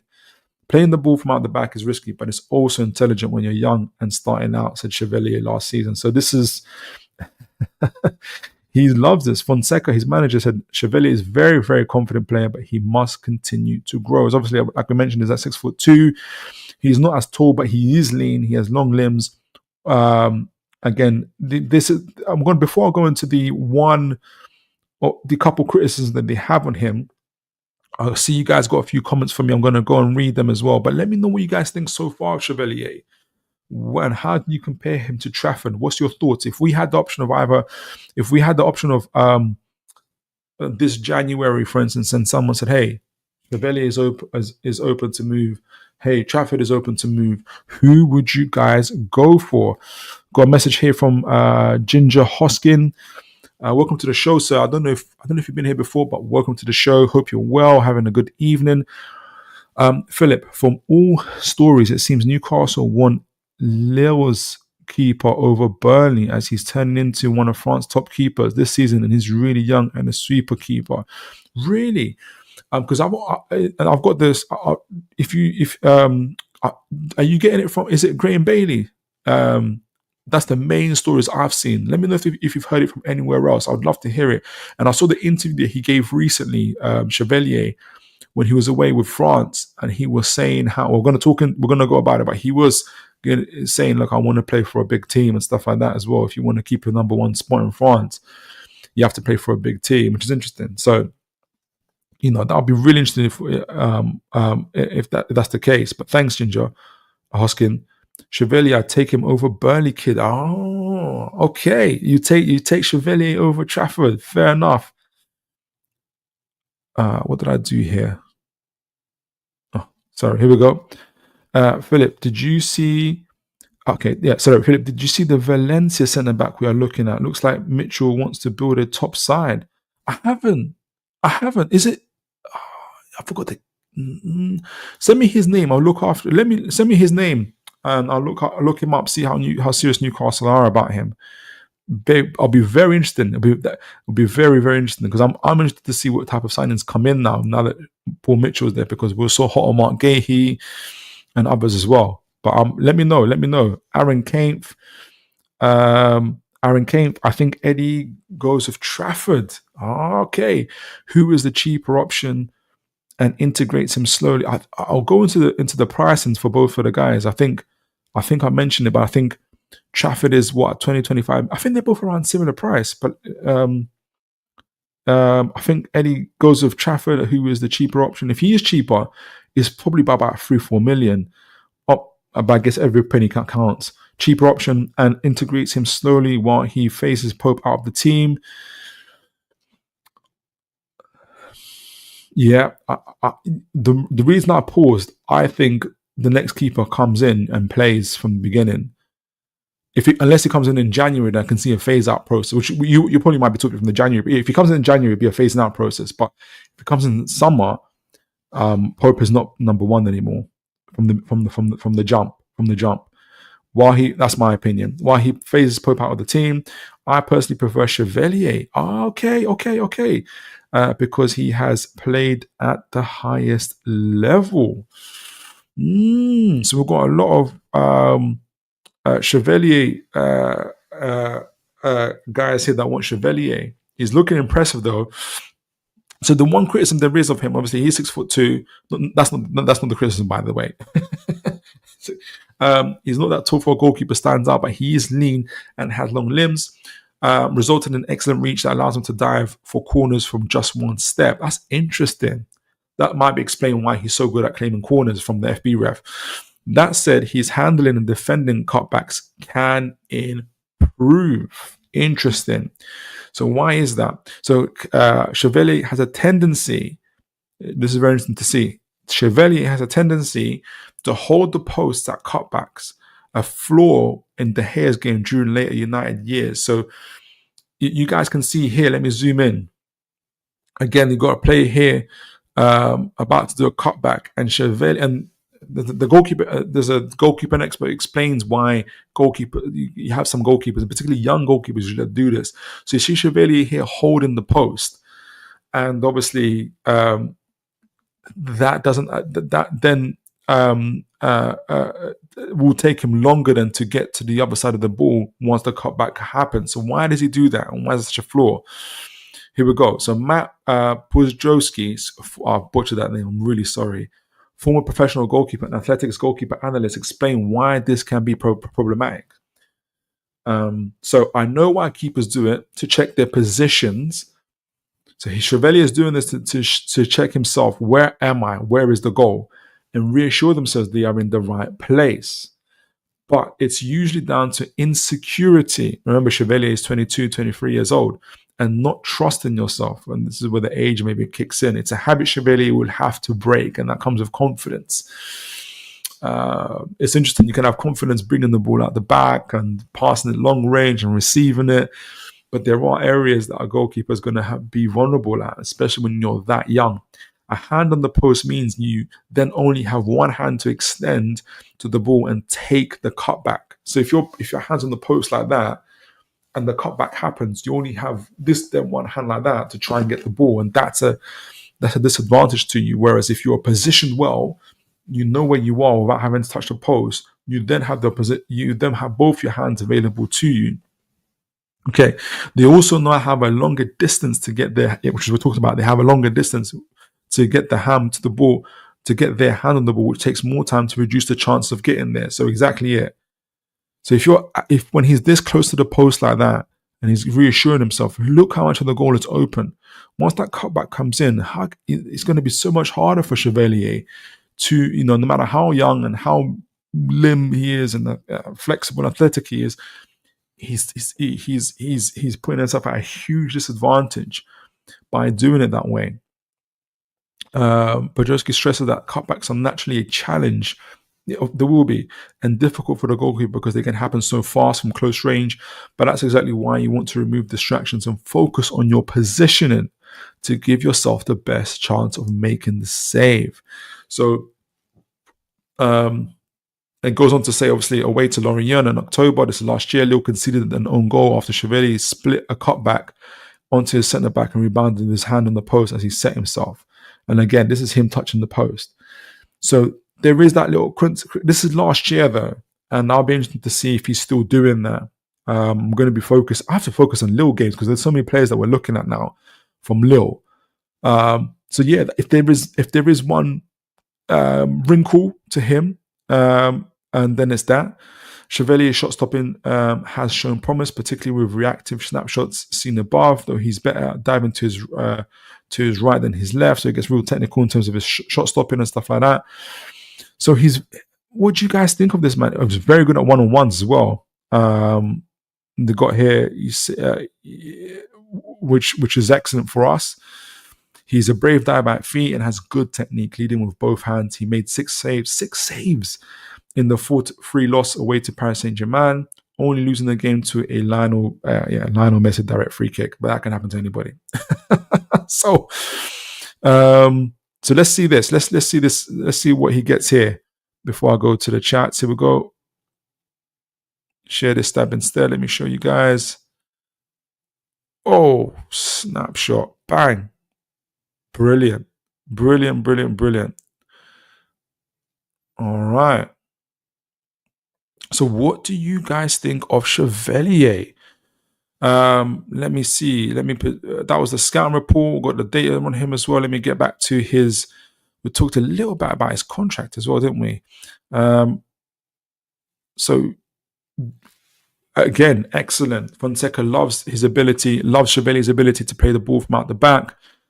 It helps Lille play a very aggressive high line, an expansive way of playing as well. Very, very expansive. You've seen how far their players are from each other, from the centre backs to their midfield.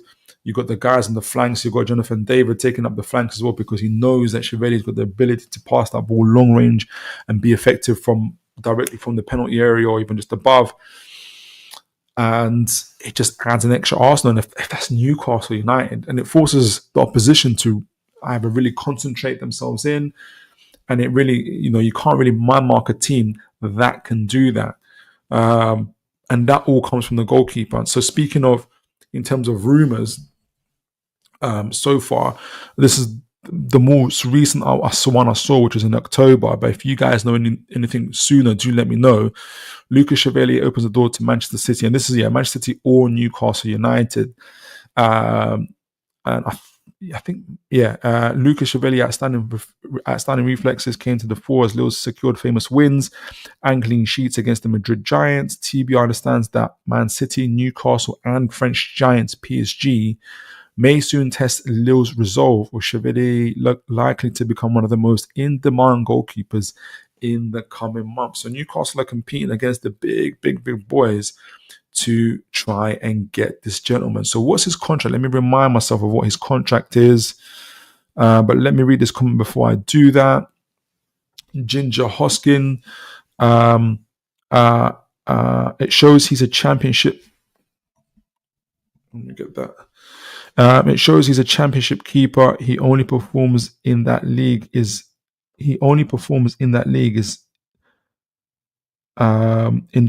don't want him. Why hasn't anyone bought him either? Is that a reference to Trafford? I think that's a very good question. If he's that good, why hasn't anybody else bought him? Well, for me personally, I don't know if maybe behind the scenes there have been other teams that have inquired for him, but we just don't know about them. And obviously, his agent is letting everybody know that, hey, Newcastle are here. But why hasn't maybe the other top flight teams that come in for him? They might now that in terms of Trafford, because he is doing relatively well in the championship. So you never know. But I don't think it's because he's not good or good enough. And I don't think it's because he can only perform in the championship, though that seems to be what it is. But I challenge any keeper to perform or to have elite stats whilst playing for Burnley in that 23-24 season. I don't think Edison, I don't think Allison, they'll have maybe a little bit more on the shot stopping stats and something else, but it's going to be very difficult when your team is playing that badly and the opponents really don't have any respect for you. So I think Eddie Howe sees it from the point of, look how well Trafford is doing for an underperforming team in the Premiership. And you see more of his qualities, his elite qualities, when he's playing at a level down. What Eddie Howe is thinking then, therefore, when he plays for a better team, better quality players, better, bigger defenders, i.e. Newcastle United, you are then going to see an elite goalkeeper or the potential of an elite goalkeeper coming out of Trafford. I think that's how Eddie Howe sees it. With Chevalier, obviously the qualities are a lot more evident because he's playing in Champions League. He's playing in League On, has been doing it for the last 2 or 3 years, and it's just a lot more apparent. But in both those scouting reports that I read to you guys, both those scouting reports, one from the Athletic, the other one from the Football Analyst, both have said that these guys are future number ones for their respective countries. Chevalier for France, he's currently out with the France squad, and Mr. Trafford for England. And Mr. Trafford has obviously also replaced Mr. Pope for the England squad as well. So that kind of shows you what direction they're going into. But guys, let me know. Both Aaron and Ginger Hoskins have said, hey, Chevalier would be the man to take Newcastle forward.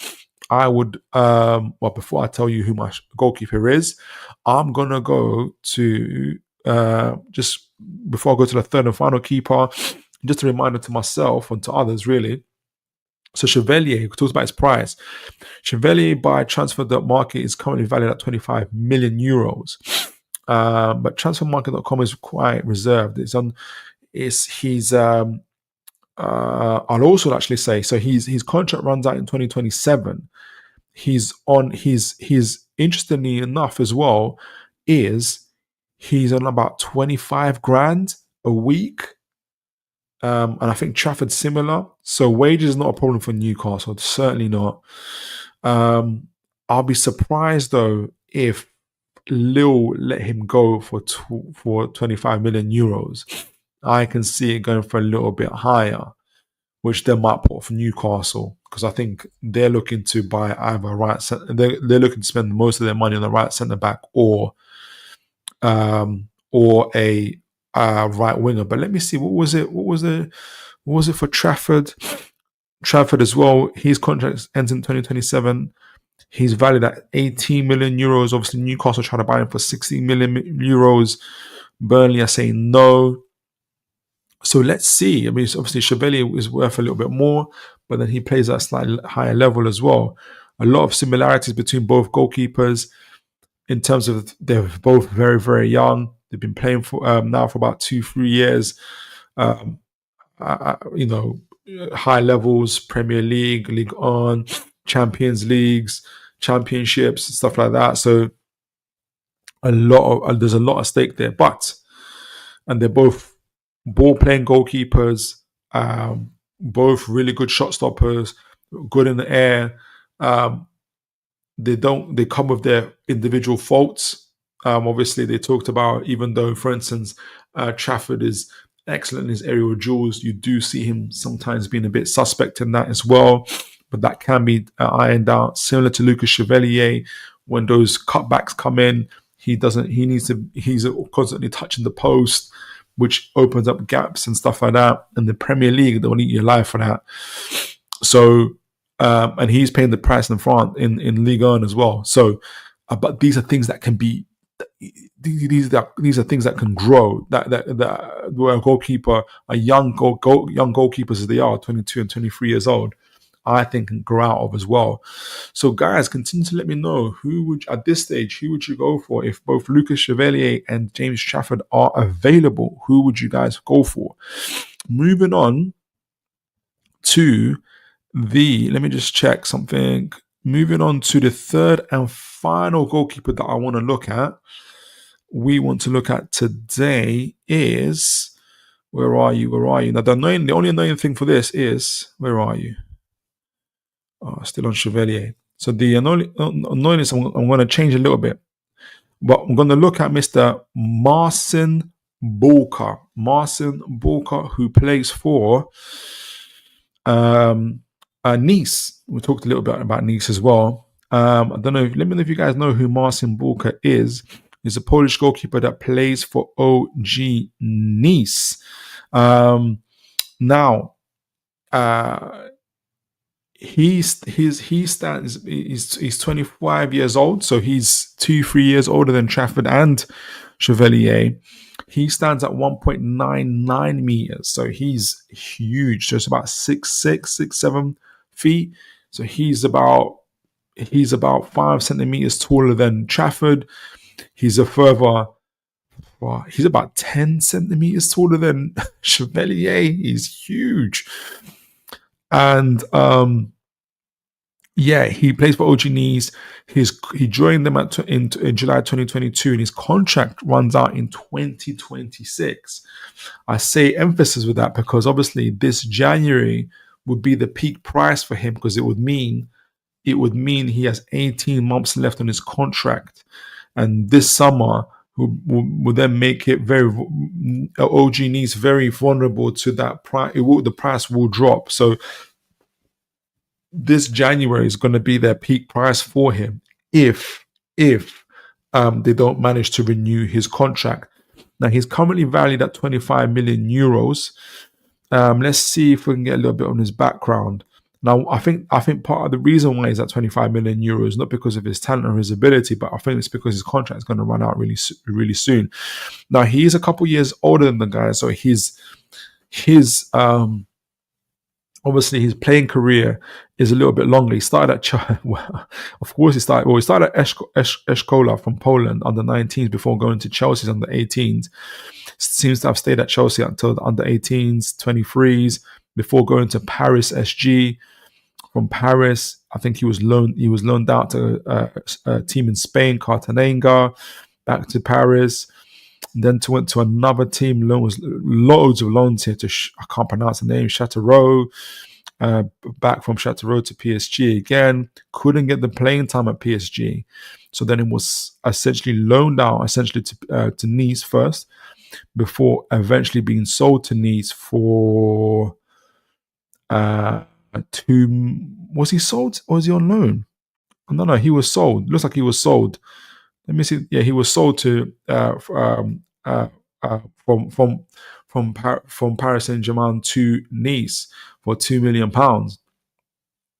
And since that time, he has grown. Now, the annoying thing I was going to say is that FBref, the site had crashed or is not working whilst I was looking for Bulka's stats.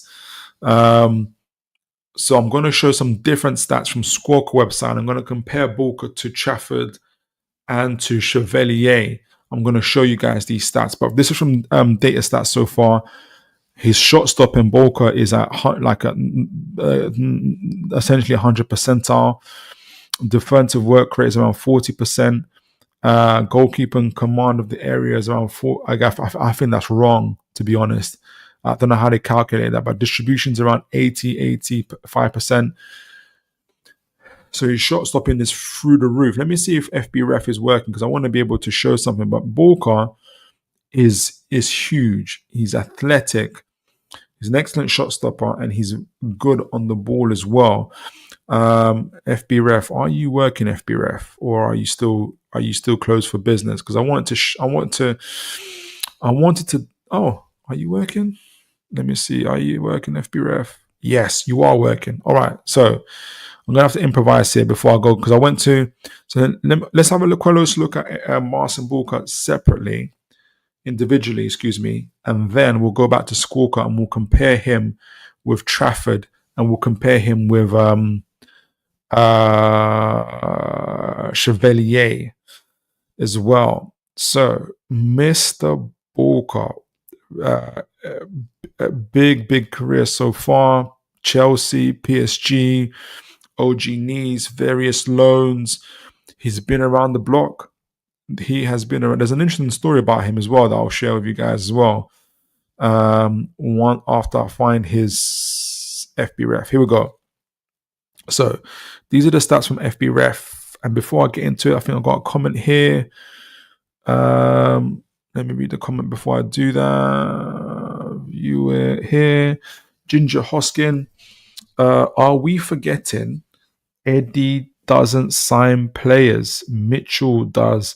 Eddie made it clear he's not in charge of transfers. He will get a list of players and Mitchell will do best for the club.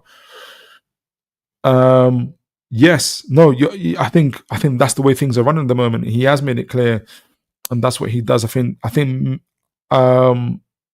I think. Did you tell me about the Valencia player? I think Mitchell's going to produce the list as well, and Eddie's going to have to choose from that list. But I think one thing that Mitchell has to keep in mind is, at the end of the day, Eddie is in charge of the first team as well. So Mitchell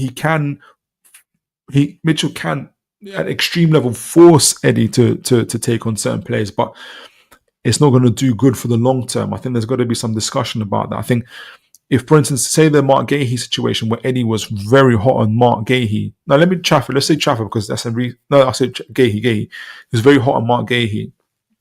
If Mark Gahey, for instance, is available in January for £40 million, or whatnot, or whatever it is, and Paul Mitchell says, no, I want Cassano from Atalanta or I want Tapsoba from Leverkusen, I think they're better.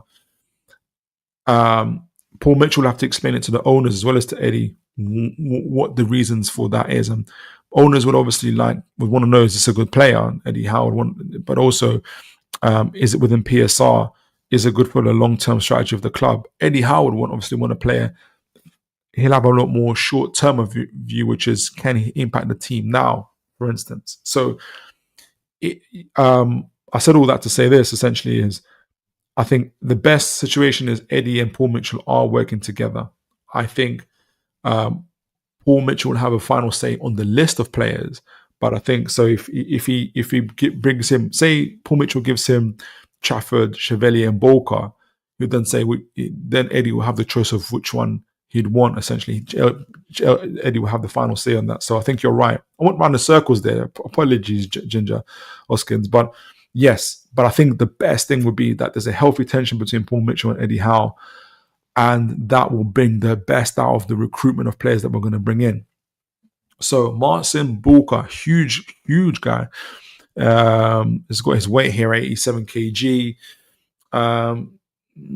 As mentioned, he's 1.99 centimeters tall. That's like 6'6", 6'7" foot.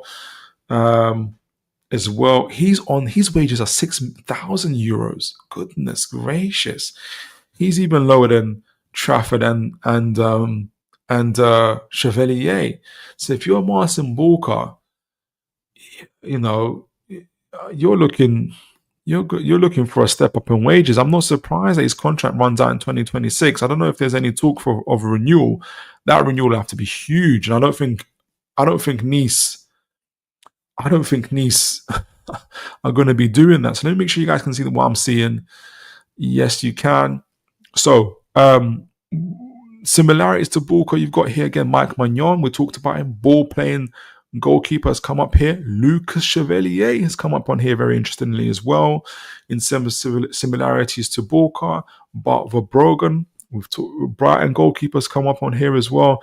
So Bulka here is in good company. His current save percentage is at 76.3%, so that puts him at 87 percentile.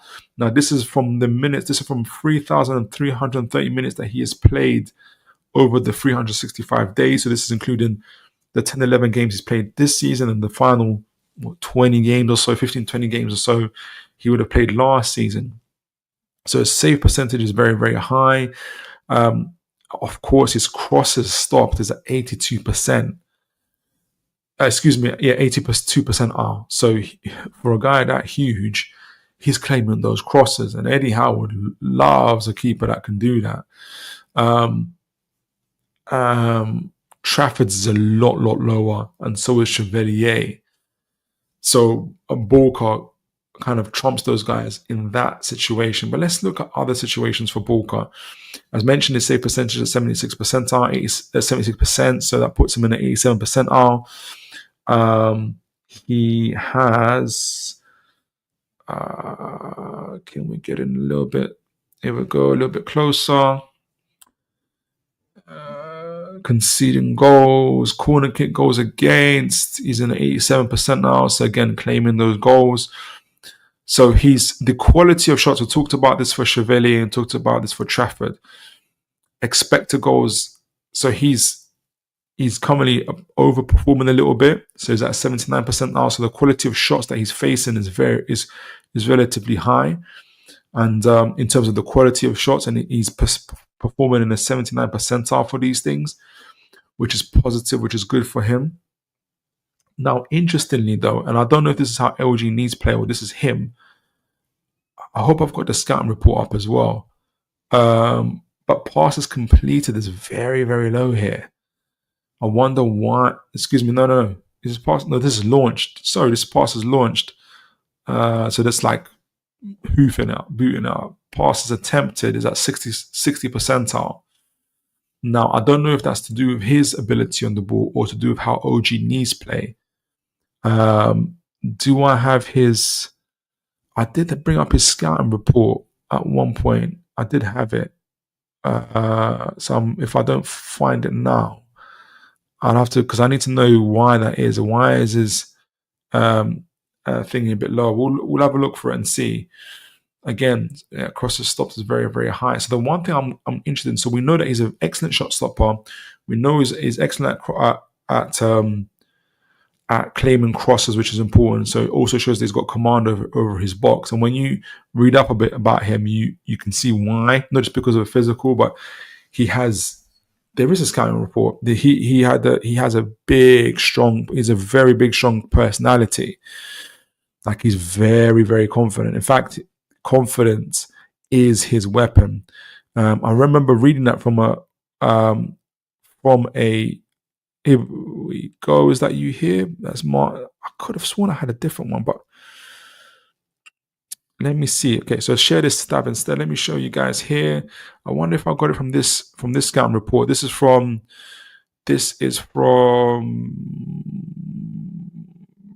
who is this from?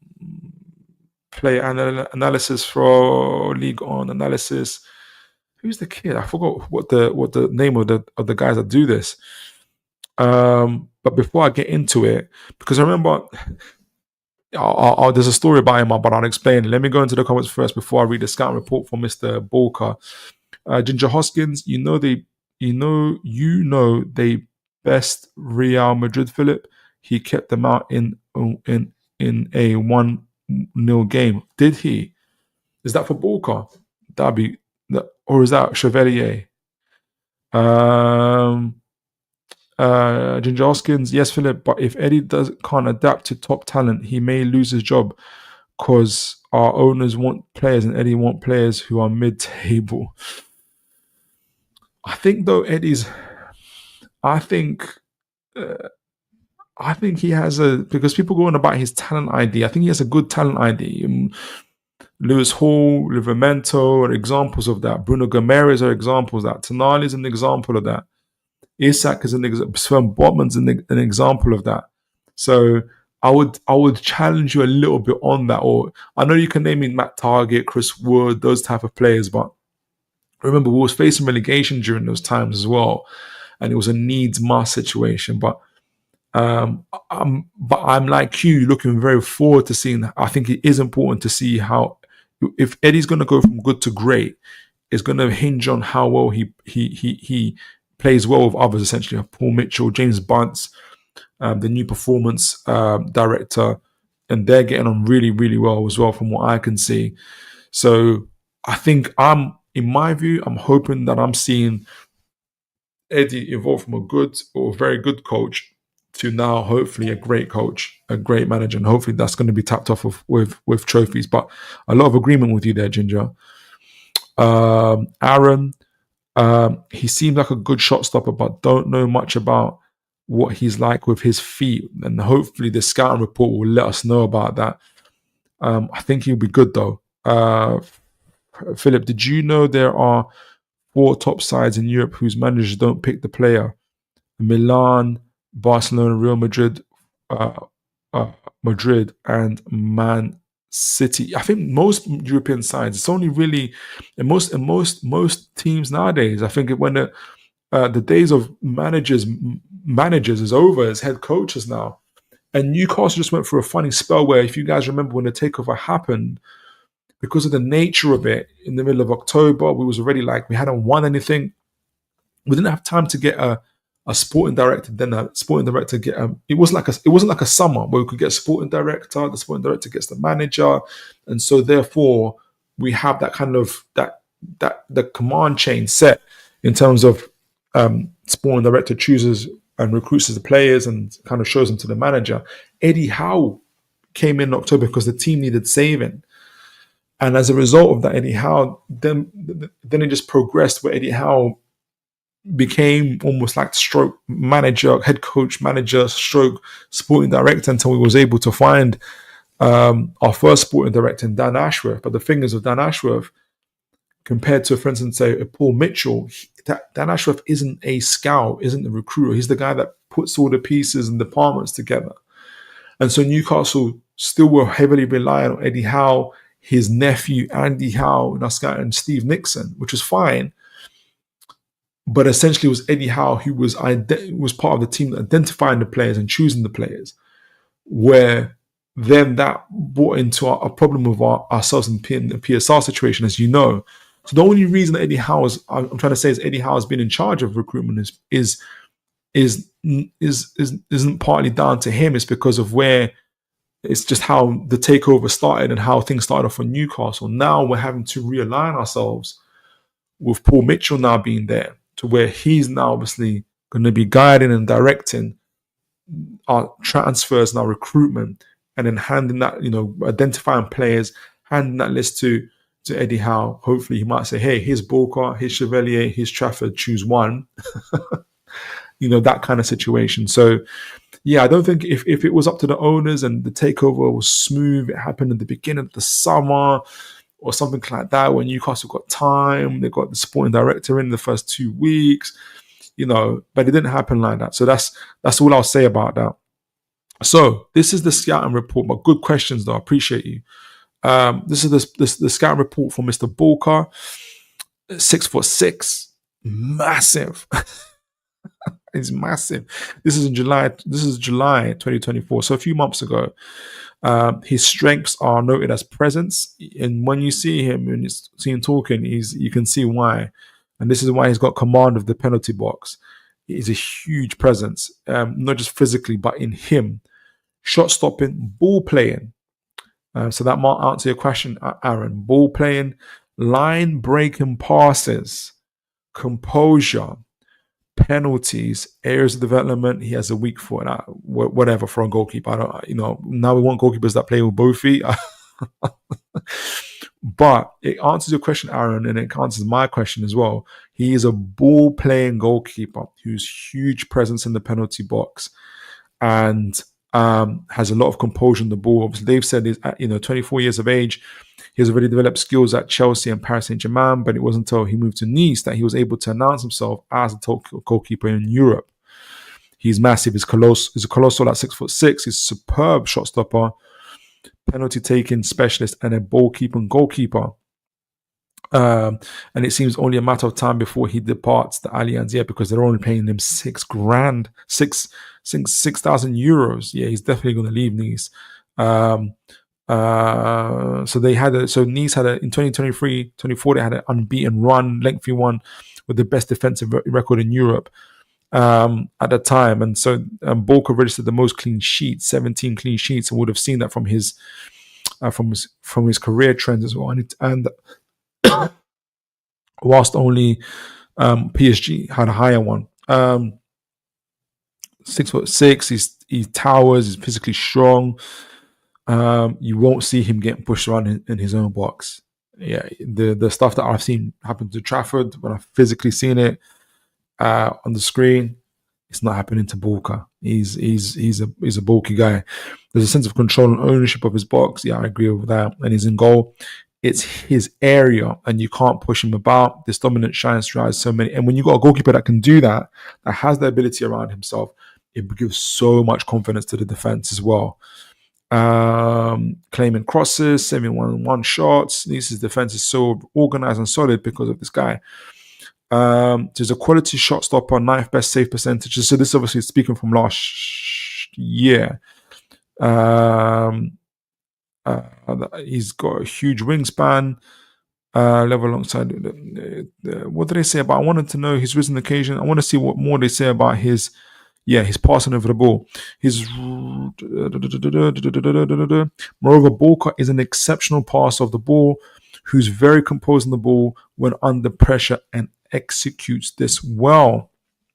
Needs typically build out from the back rather than so they're the team that builds up from the back. So why is it passing attempt so low? Rather than booting it long and such, it's vital that Bulka can remain stoic under pressure and pass out from the back. Beating the press with line-breaking passes, Bulka passes with not much backlift, which allows him to judge the weight of the ball well. Okay, that's excellent. That's elite quality. And not overhit them to reach the intended target accurately. They talk about his weaker foot there. So he's got the lot by the looks of it. He's thrived in France. Obviously got the Polish call-up, which was last year. He's now the main man at Poland. So all the guys I've looked at so far are becoming or are the main goalkeepers for their countries. So yeah, they concluded by saying he's a stellar ball-playing keeper. I feel bad for Trafford and for Chevalier because I didn't show their highlights. I'm going to show Bulka's highlights before I close up.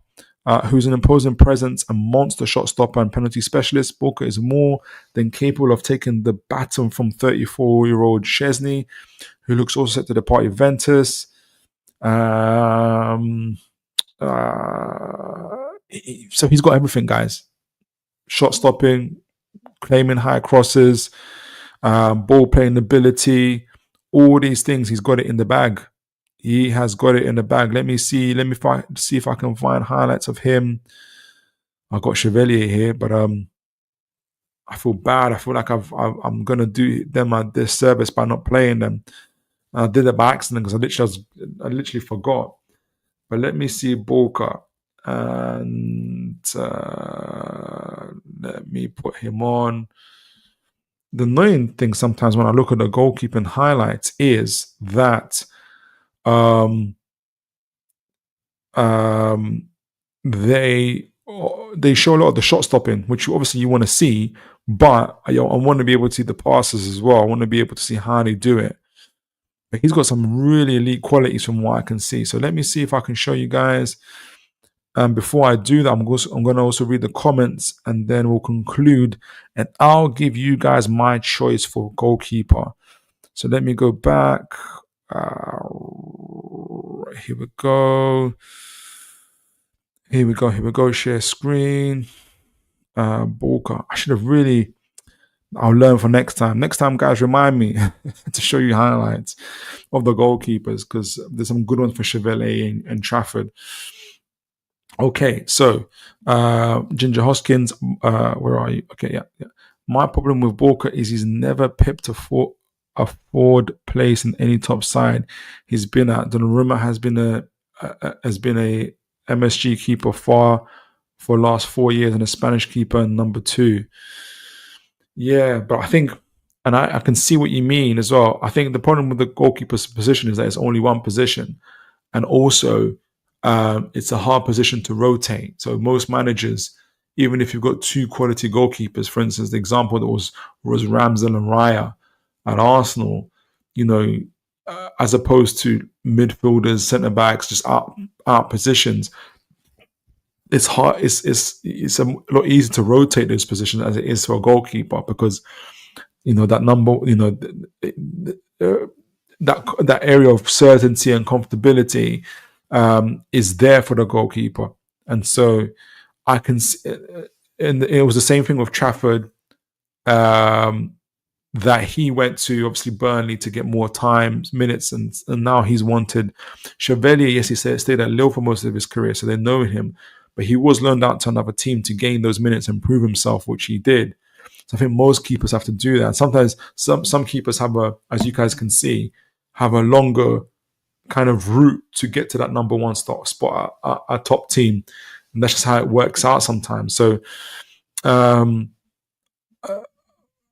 I'm not, for me personally, I'm not overly worried that he couldn't pick Donnarumma for the number one spot. Donnarumma is still a decent-ish keeper.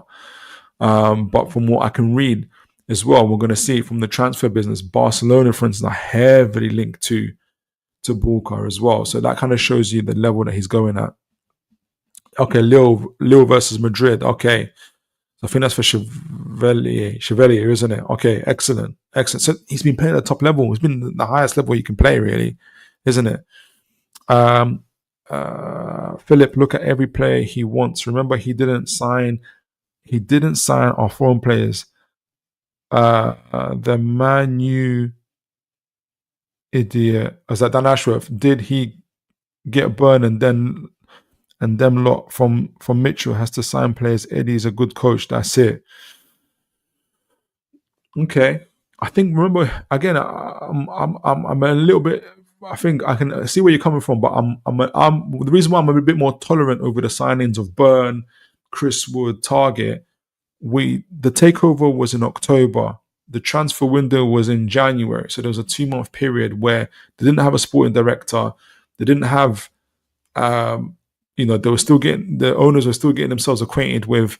They didn't even know how to do transfers. The owners, they had to learn how to do. They had to hire a guy. You guys remember? I don't know if you remember, they had to hire a guy who was like a part-time sporting director at Celtic at one point, just to help them write up like actual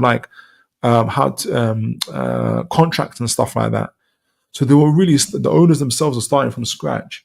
So I say that to say this: Eddie Howe was heavily relied upon to get links to players and stuff like that, i.e.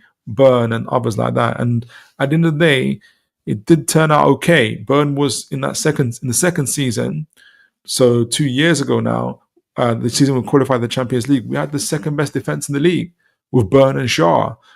Now, I'm not saying stay with Burn and Shaw forever, but I'm a little bit more tolerant, A, because of what position we were in when we got Burn, Target and Wood. We were about to face relegation, but B, because they've worked out fairly decently as well, in my opinion. I don't think Burn, if you're going to judge Eddie Howe on Burn alone, you have to be consistent and also judge him for Botman, Bruno, Tonali, Isak, Gordon, Livramento, Hall. So I'm a little bit more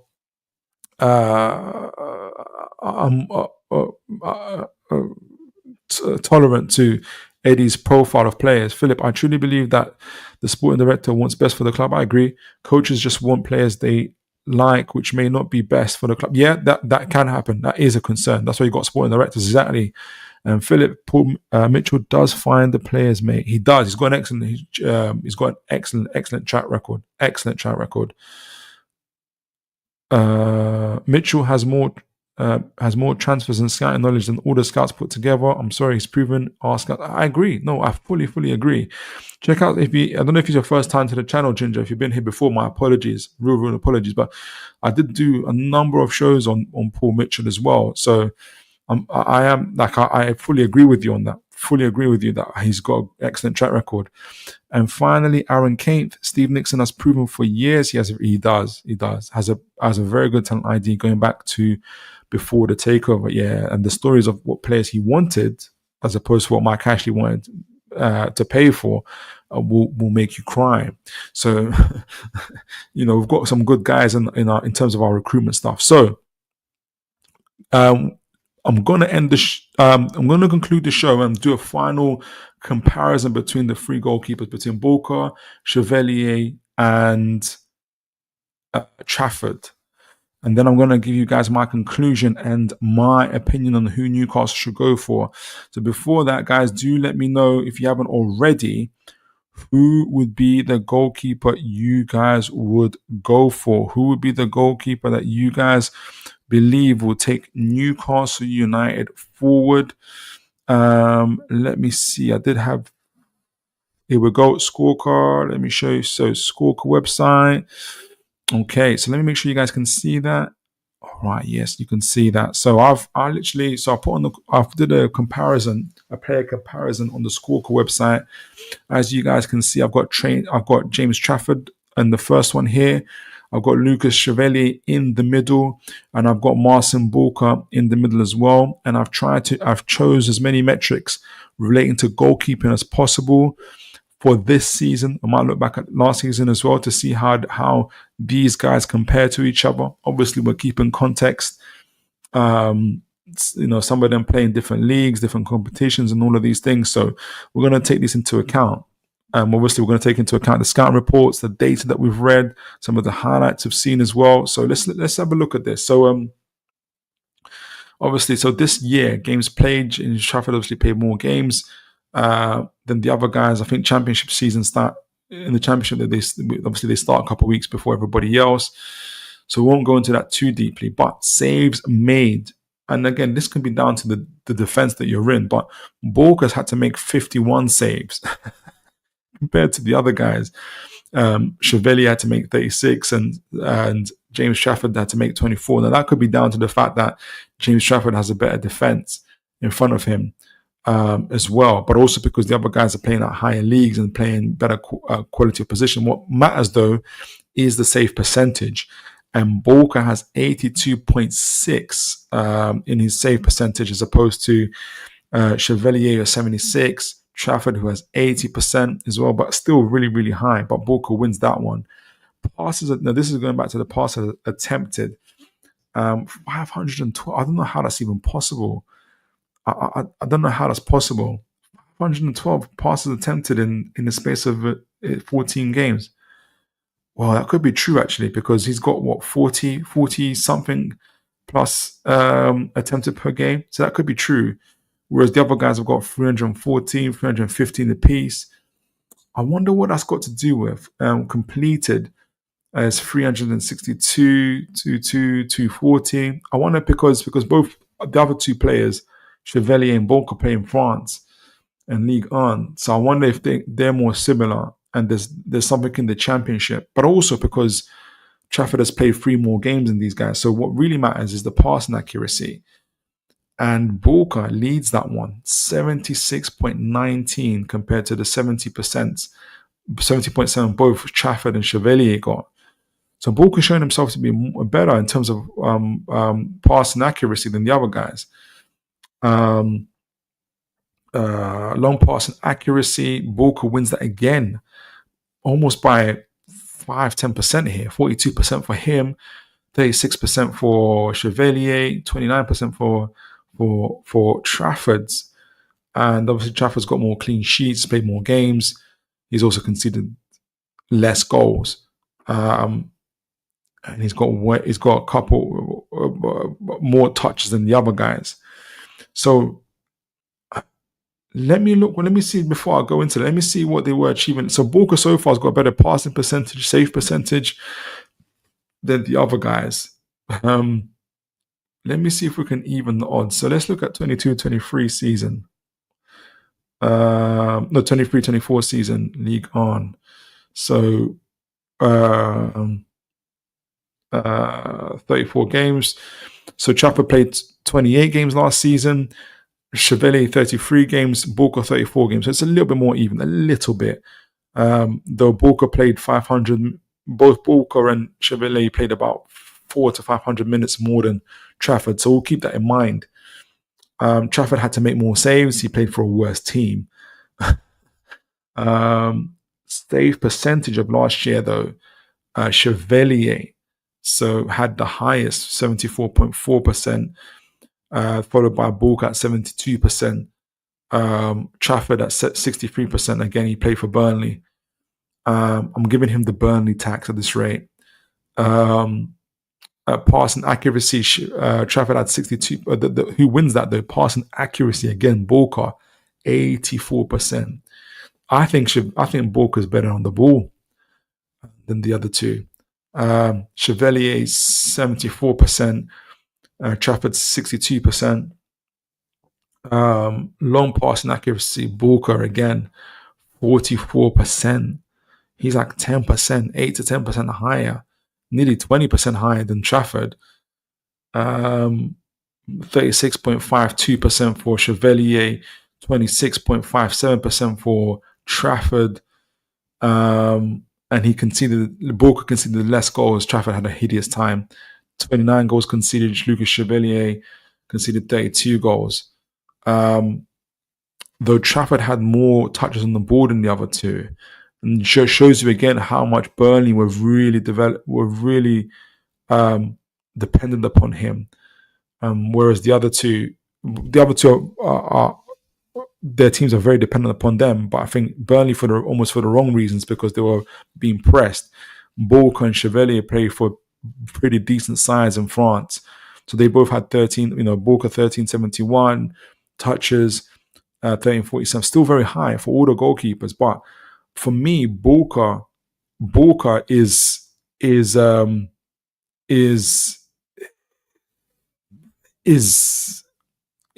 head and shoulders, quite literally. Bulka is head and shoulders in height.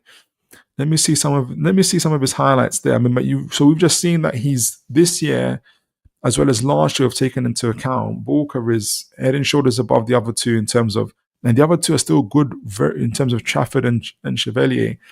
Good ball playing goalkeepers, shot stoppers, cross claimers, but they're a couple years younger than Bulka. Bulka's main game is his confidence, and you can see that through his long passing range, his short passing range, his composure on the ball. I can't believe that nobody has picked up Bulka. So let me see if you guys can see this. Let me see a little highlight of Bulka. And again, I feel bad because I'm giving a bit of an advantage here when we make our final trades. I didn't show the highlights for the other two guys, but this is my longest session so far, and so I'll have to learn in the future. But it's been really, really fascinating, kind of studying goalkeepers. An interesting story about Bulka is just to say that he went to Kylian Mbappe's party, Kylian Mbappe had a party, and Bulka brought he saw the other guys driving Lamborghinis and stuff like that, so he decided to buy a Lamborghini, and he crashed his Lamborghini. So it kind of shows these are the mistakes you make in your youth, which Bulka has done. Obviously, just seeing him there makes sure. Look at that's a brave save there. He's huge, by the way. Penalty specialist, fantastic save there. Can get, despite his height, look how low he can get so quickly as well. I hope they do show his get cut back. You see, let me go back to that. Obviously, we just talked about how Chevalier's criticism is that in these cutback situations, he holds onto the post. Chevalier does, which then makes him more difficult to guard against the cutbacks, which are difficult to guard against anyway. But look at Bulka in this situation. He hasn't got his hand on the post. His positioning is very, very good. So no wonder when the ball comes in, again, excellent position. That's a brilliant save. I know that I can see if the rumors are true. That's a fantastic save. Did you see that one? He had a nosebleed. His nose was getting covered. I don't know how he busted. He's got blood all over him. I like Bulka. Penalty specialist here. I don't know. I didn't see the stats for how many penalties he saved. Oh, is it Jonathan? No, it's not Jonathan David. Is that Jonathan David? It's not Jonathan David. It's I forgot Balogun. Does it show Bulka on the ball? Because I know he's really good on the ball as well. No, it doesn't. But look at this. I really like Bulka. I don't know what you guys think, but I really, really like Bulka. Final thing on Bulka is obviously we're going to talk. I wanted to see what the rumors are. Are Newcastle linked to Mr. Bulka? As I mentioned earlier, we know that Barcelona Um, so yeah, this is where the turbulent career of Marcin Bulka. Like they've got a lot on him here. I mean, like in terms of he's come from the countryside to the metropolis. So that was a big kind of thing for him. Like, anyway, I've gone way over, so I can't go into depth. Let me just see this thing about the transfer links. I wanted to show you guys to Bulka, and it was a little while ago. The more recent ones I've seen are the ones to do with Bulka and Barcelona. So Barcelona are looking at Bulka very heavily. Let me see if I can get this for Newcastle. But the interesting one that I saw in relation to Newcastle came from Bulka's agent. Let me see if I get this right. Which was I think it was in October of this year. So last month was it? This one's written in. Is it written in pro?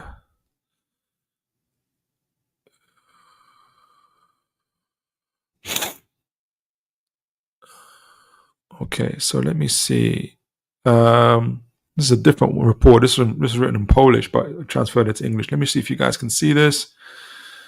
Yeah, you can. So Newcastle are asking about the poll. The club value him at 25 million. So this is in October, and this is from a Polish newspaper, which is important because this is from his home country, and a lot of the times, and I've heard it said before on the football terrace, for instance, and from Terry was saying that sometimes when you get these reports about certain transfers from other countries, they get ignored, especially local newspapers for the said players, because they're not like known as tier one news articles and stuff like that. But those are the guys that obviously have links to those players, their agents, and especially those home comforts that they have. So sometimes the first news breaks there, but it's ignored because they're not known. So it's interesting to read. So this is a Polish article, a Polish media outlet here. Marcin Bulka could become the subject of a major transfer. Clubs from all over Europe are interested in the Polish goalkeeper, and there are also specific inquiries from the Premier League. Nice have valued him at 25 million euros. The Polish keeper has a very good season at Nice.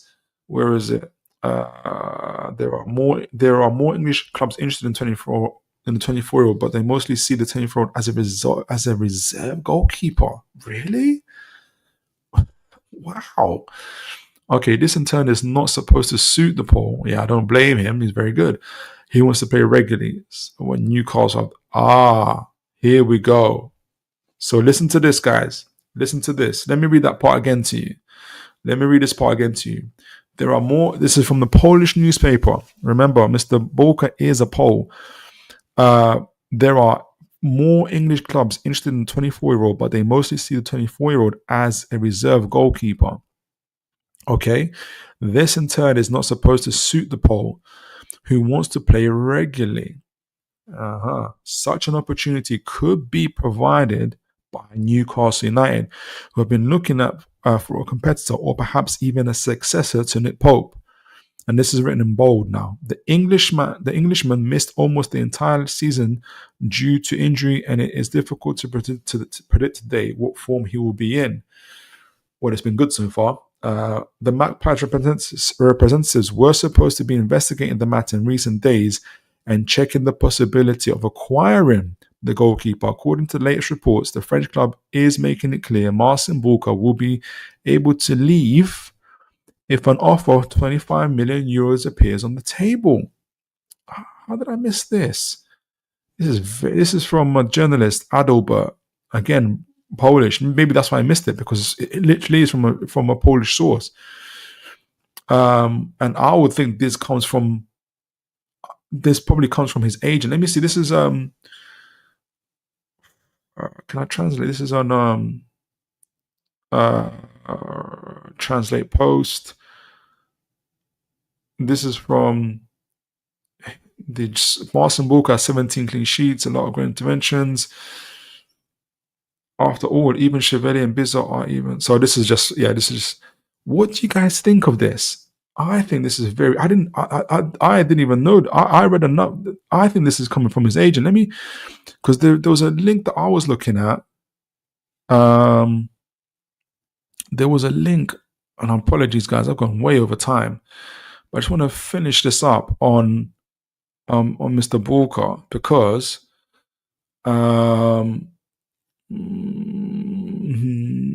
this said. This is from the again Polish newspaper, Polish source. Where was the one? This must have been on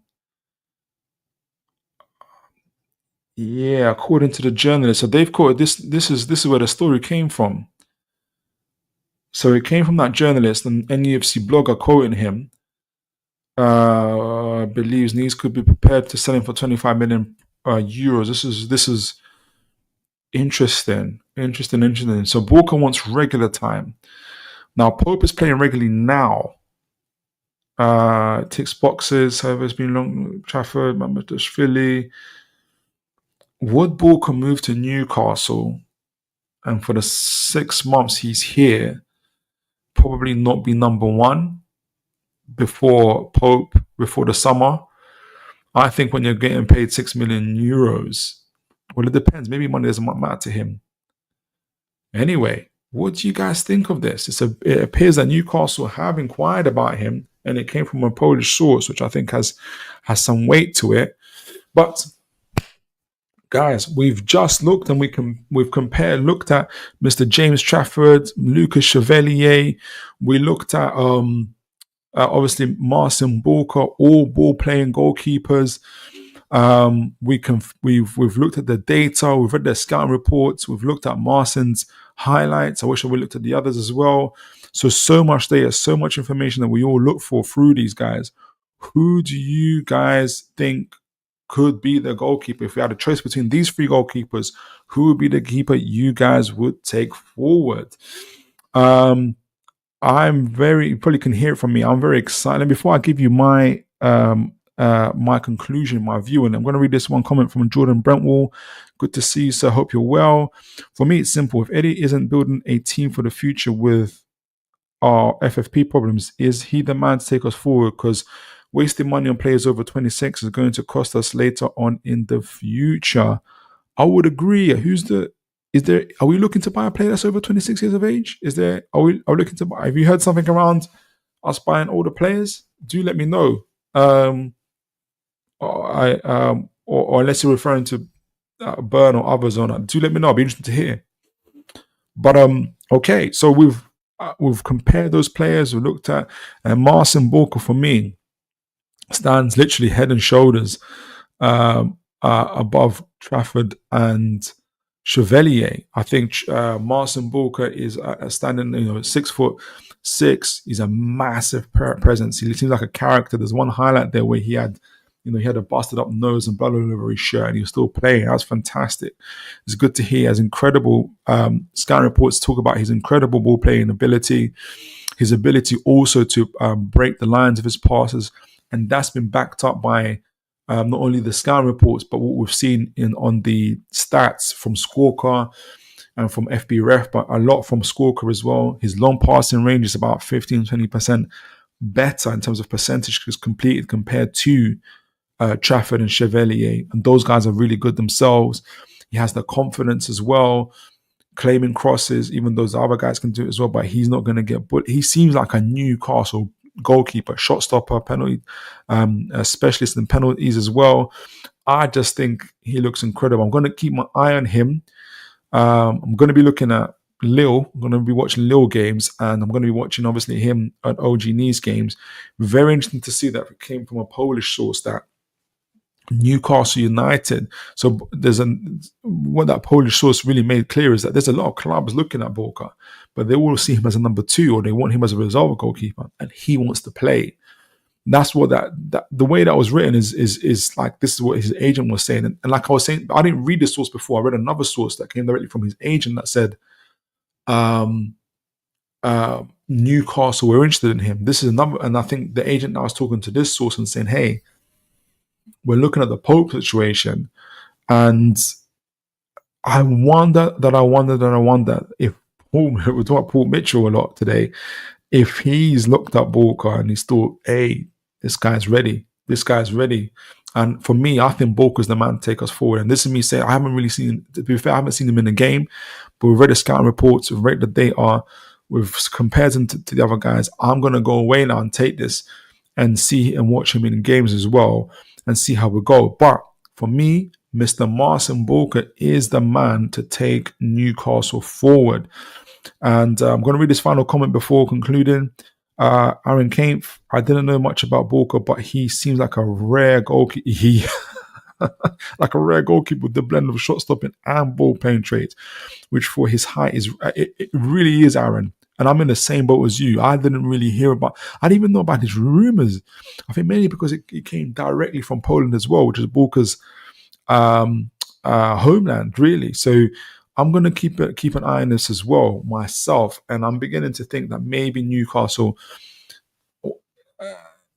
or there were reasons why they were haggling over that 4 million for Trafford. We're going to get to the bottom of it. I'll be interested to see. Bulka's contract runs out in 2026. So this January is the peak time. He's available. They've set the price for 25 million euros, which is about 20 million pounds.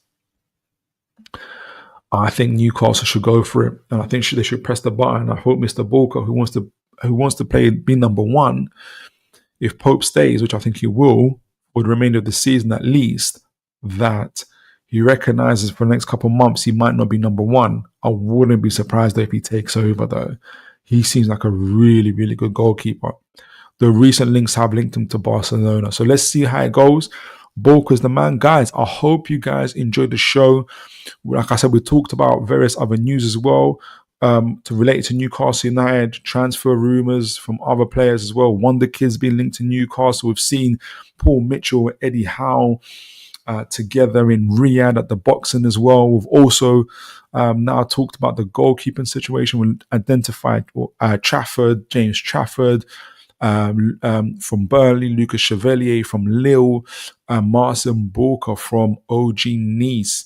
All of them are ball-playing goalkeepers, but as I mentioned, for me, Mr. Marcin Bulka really stands out, and Aaron here summarizes it really well. He has an incredible blend of shot-stopping and ball-playing traits, which for his height, which is 6'6", it's rare.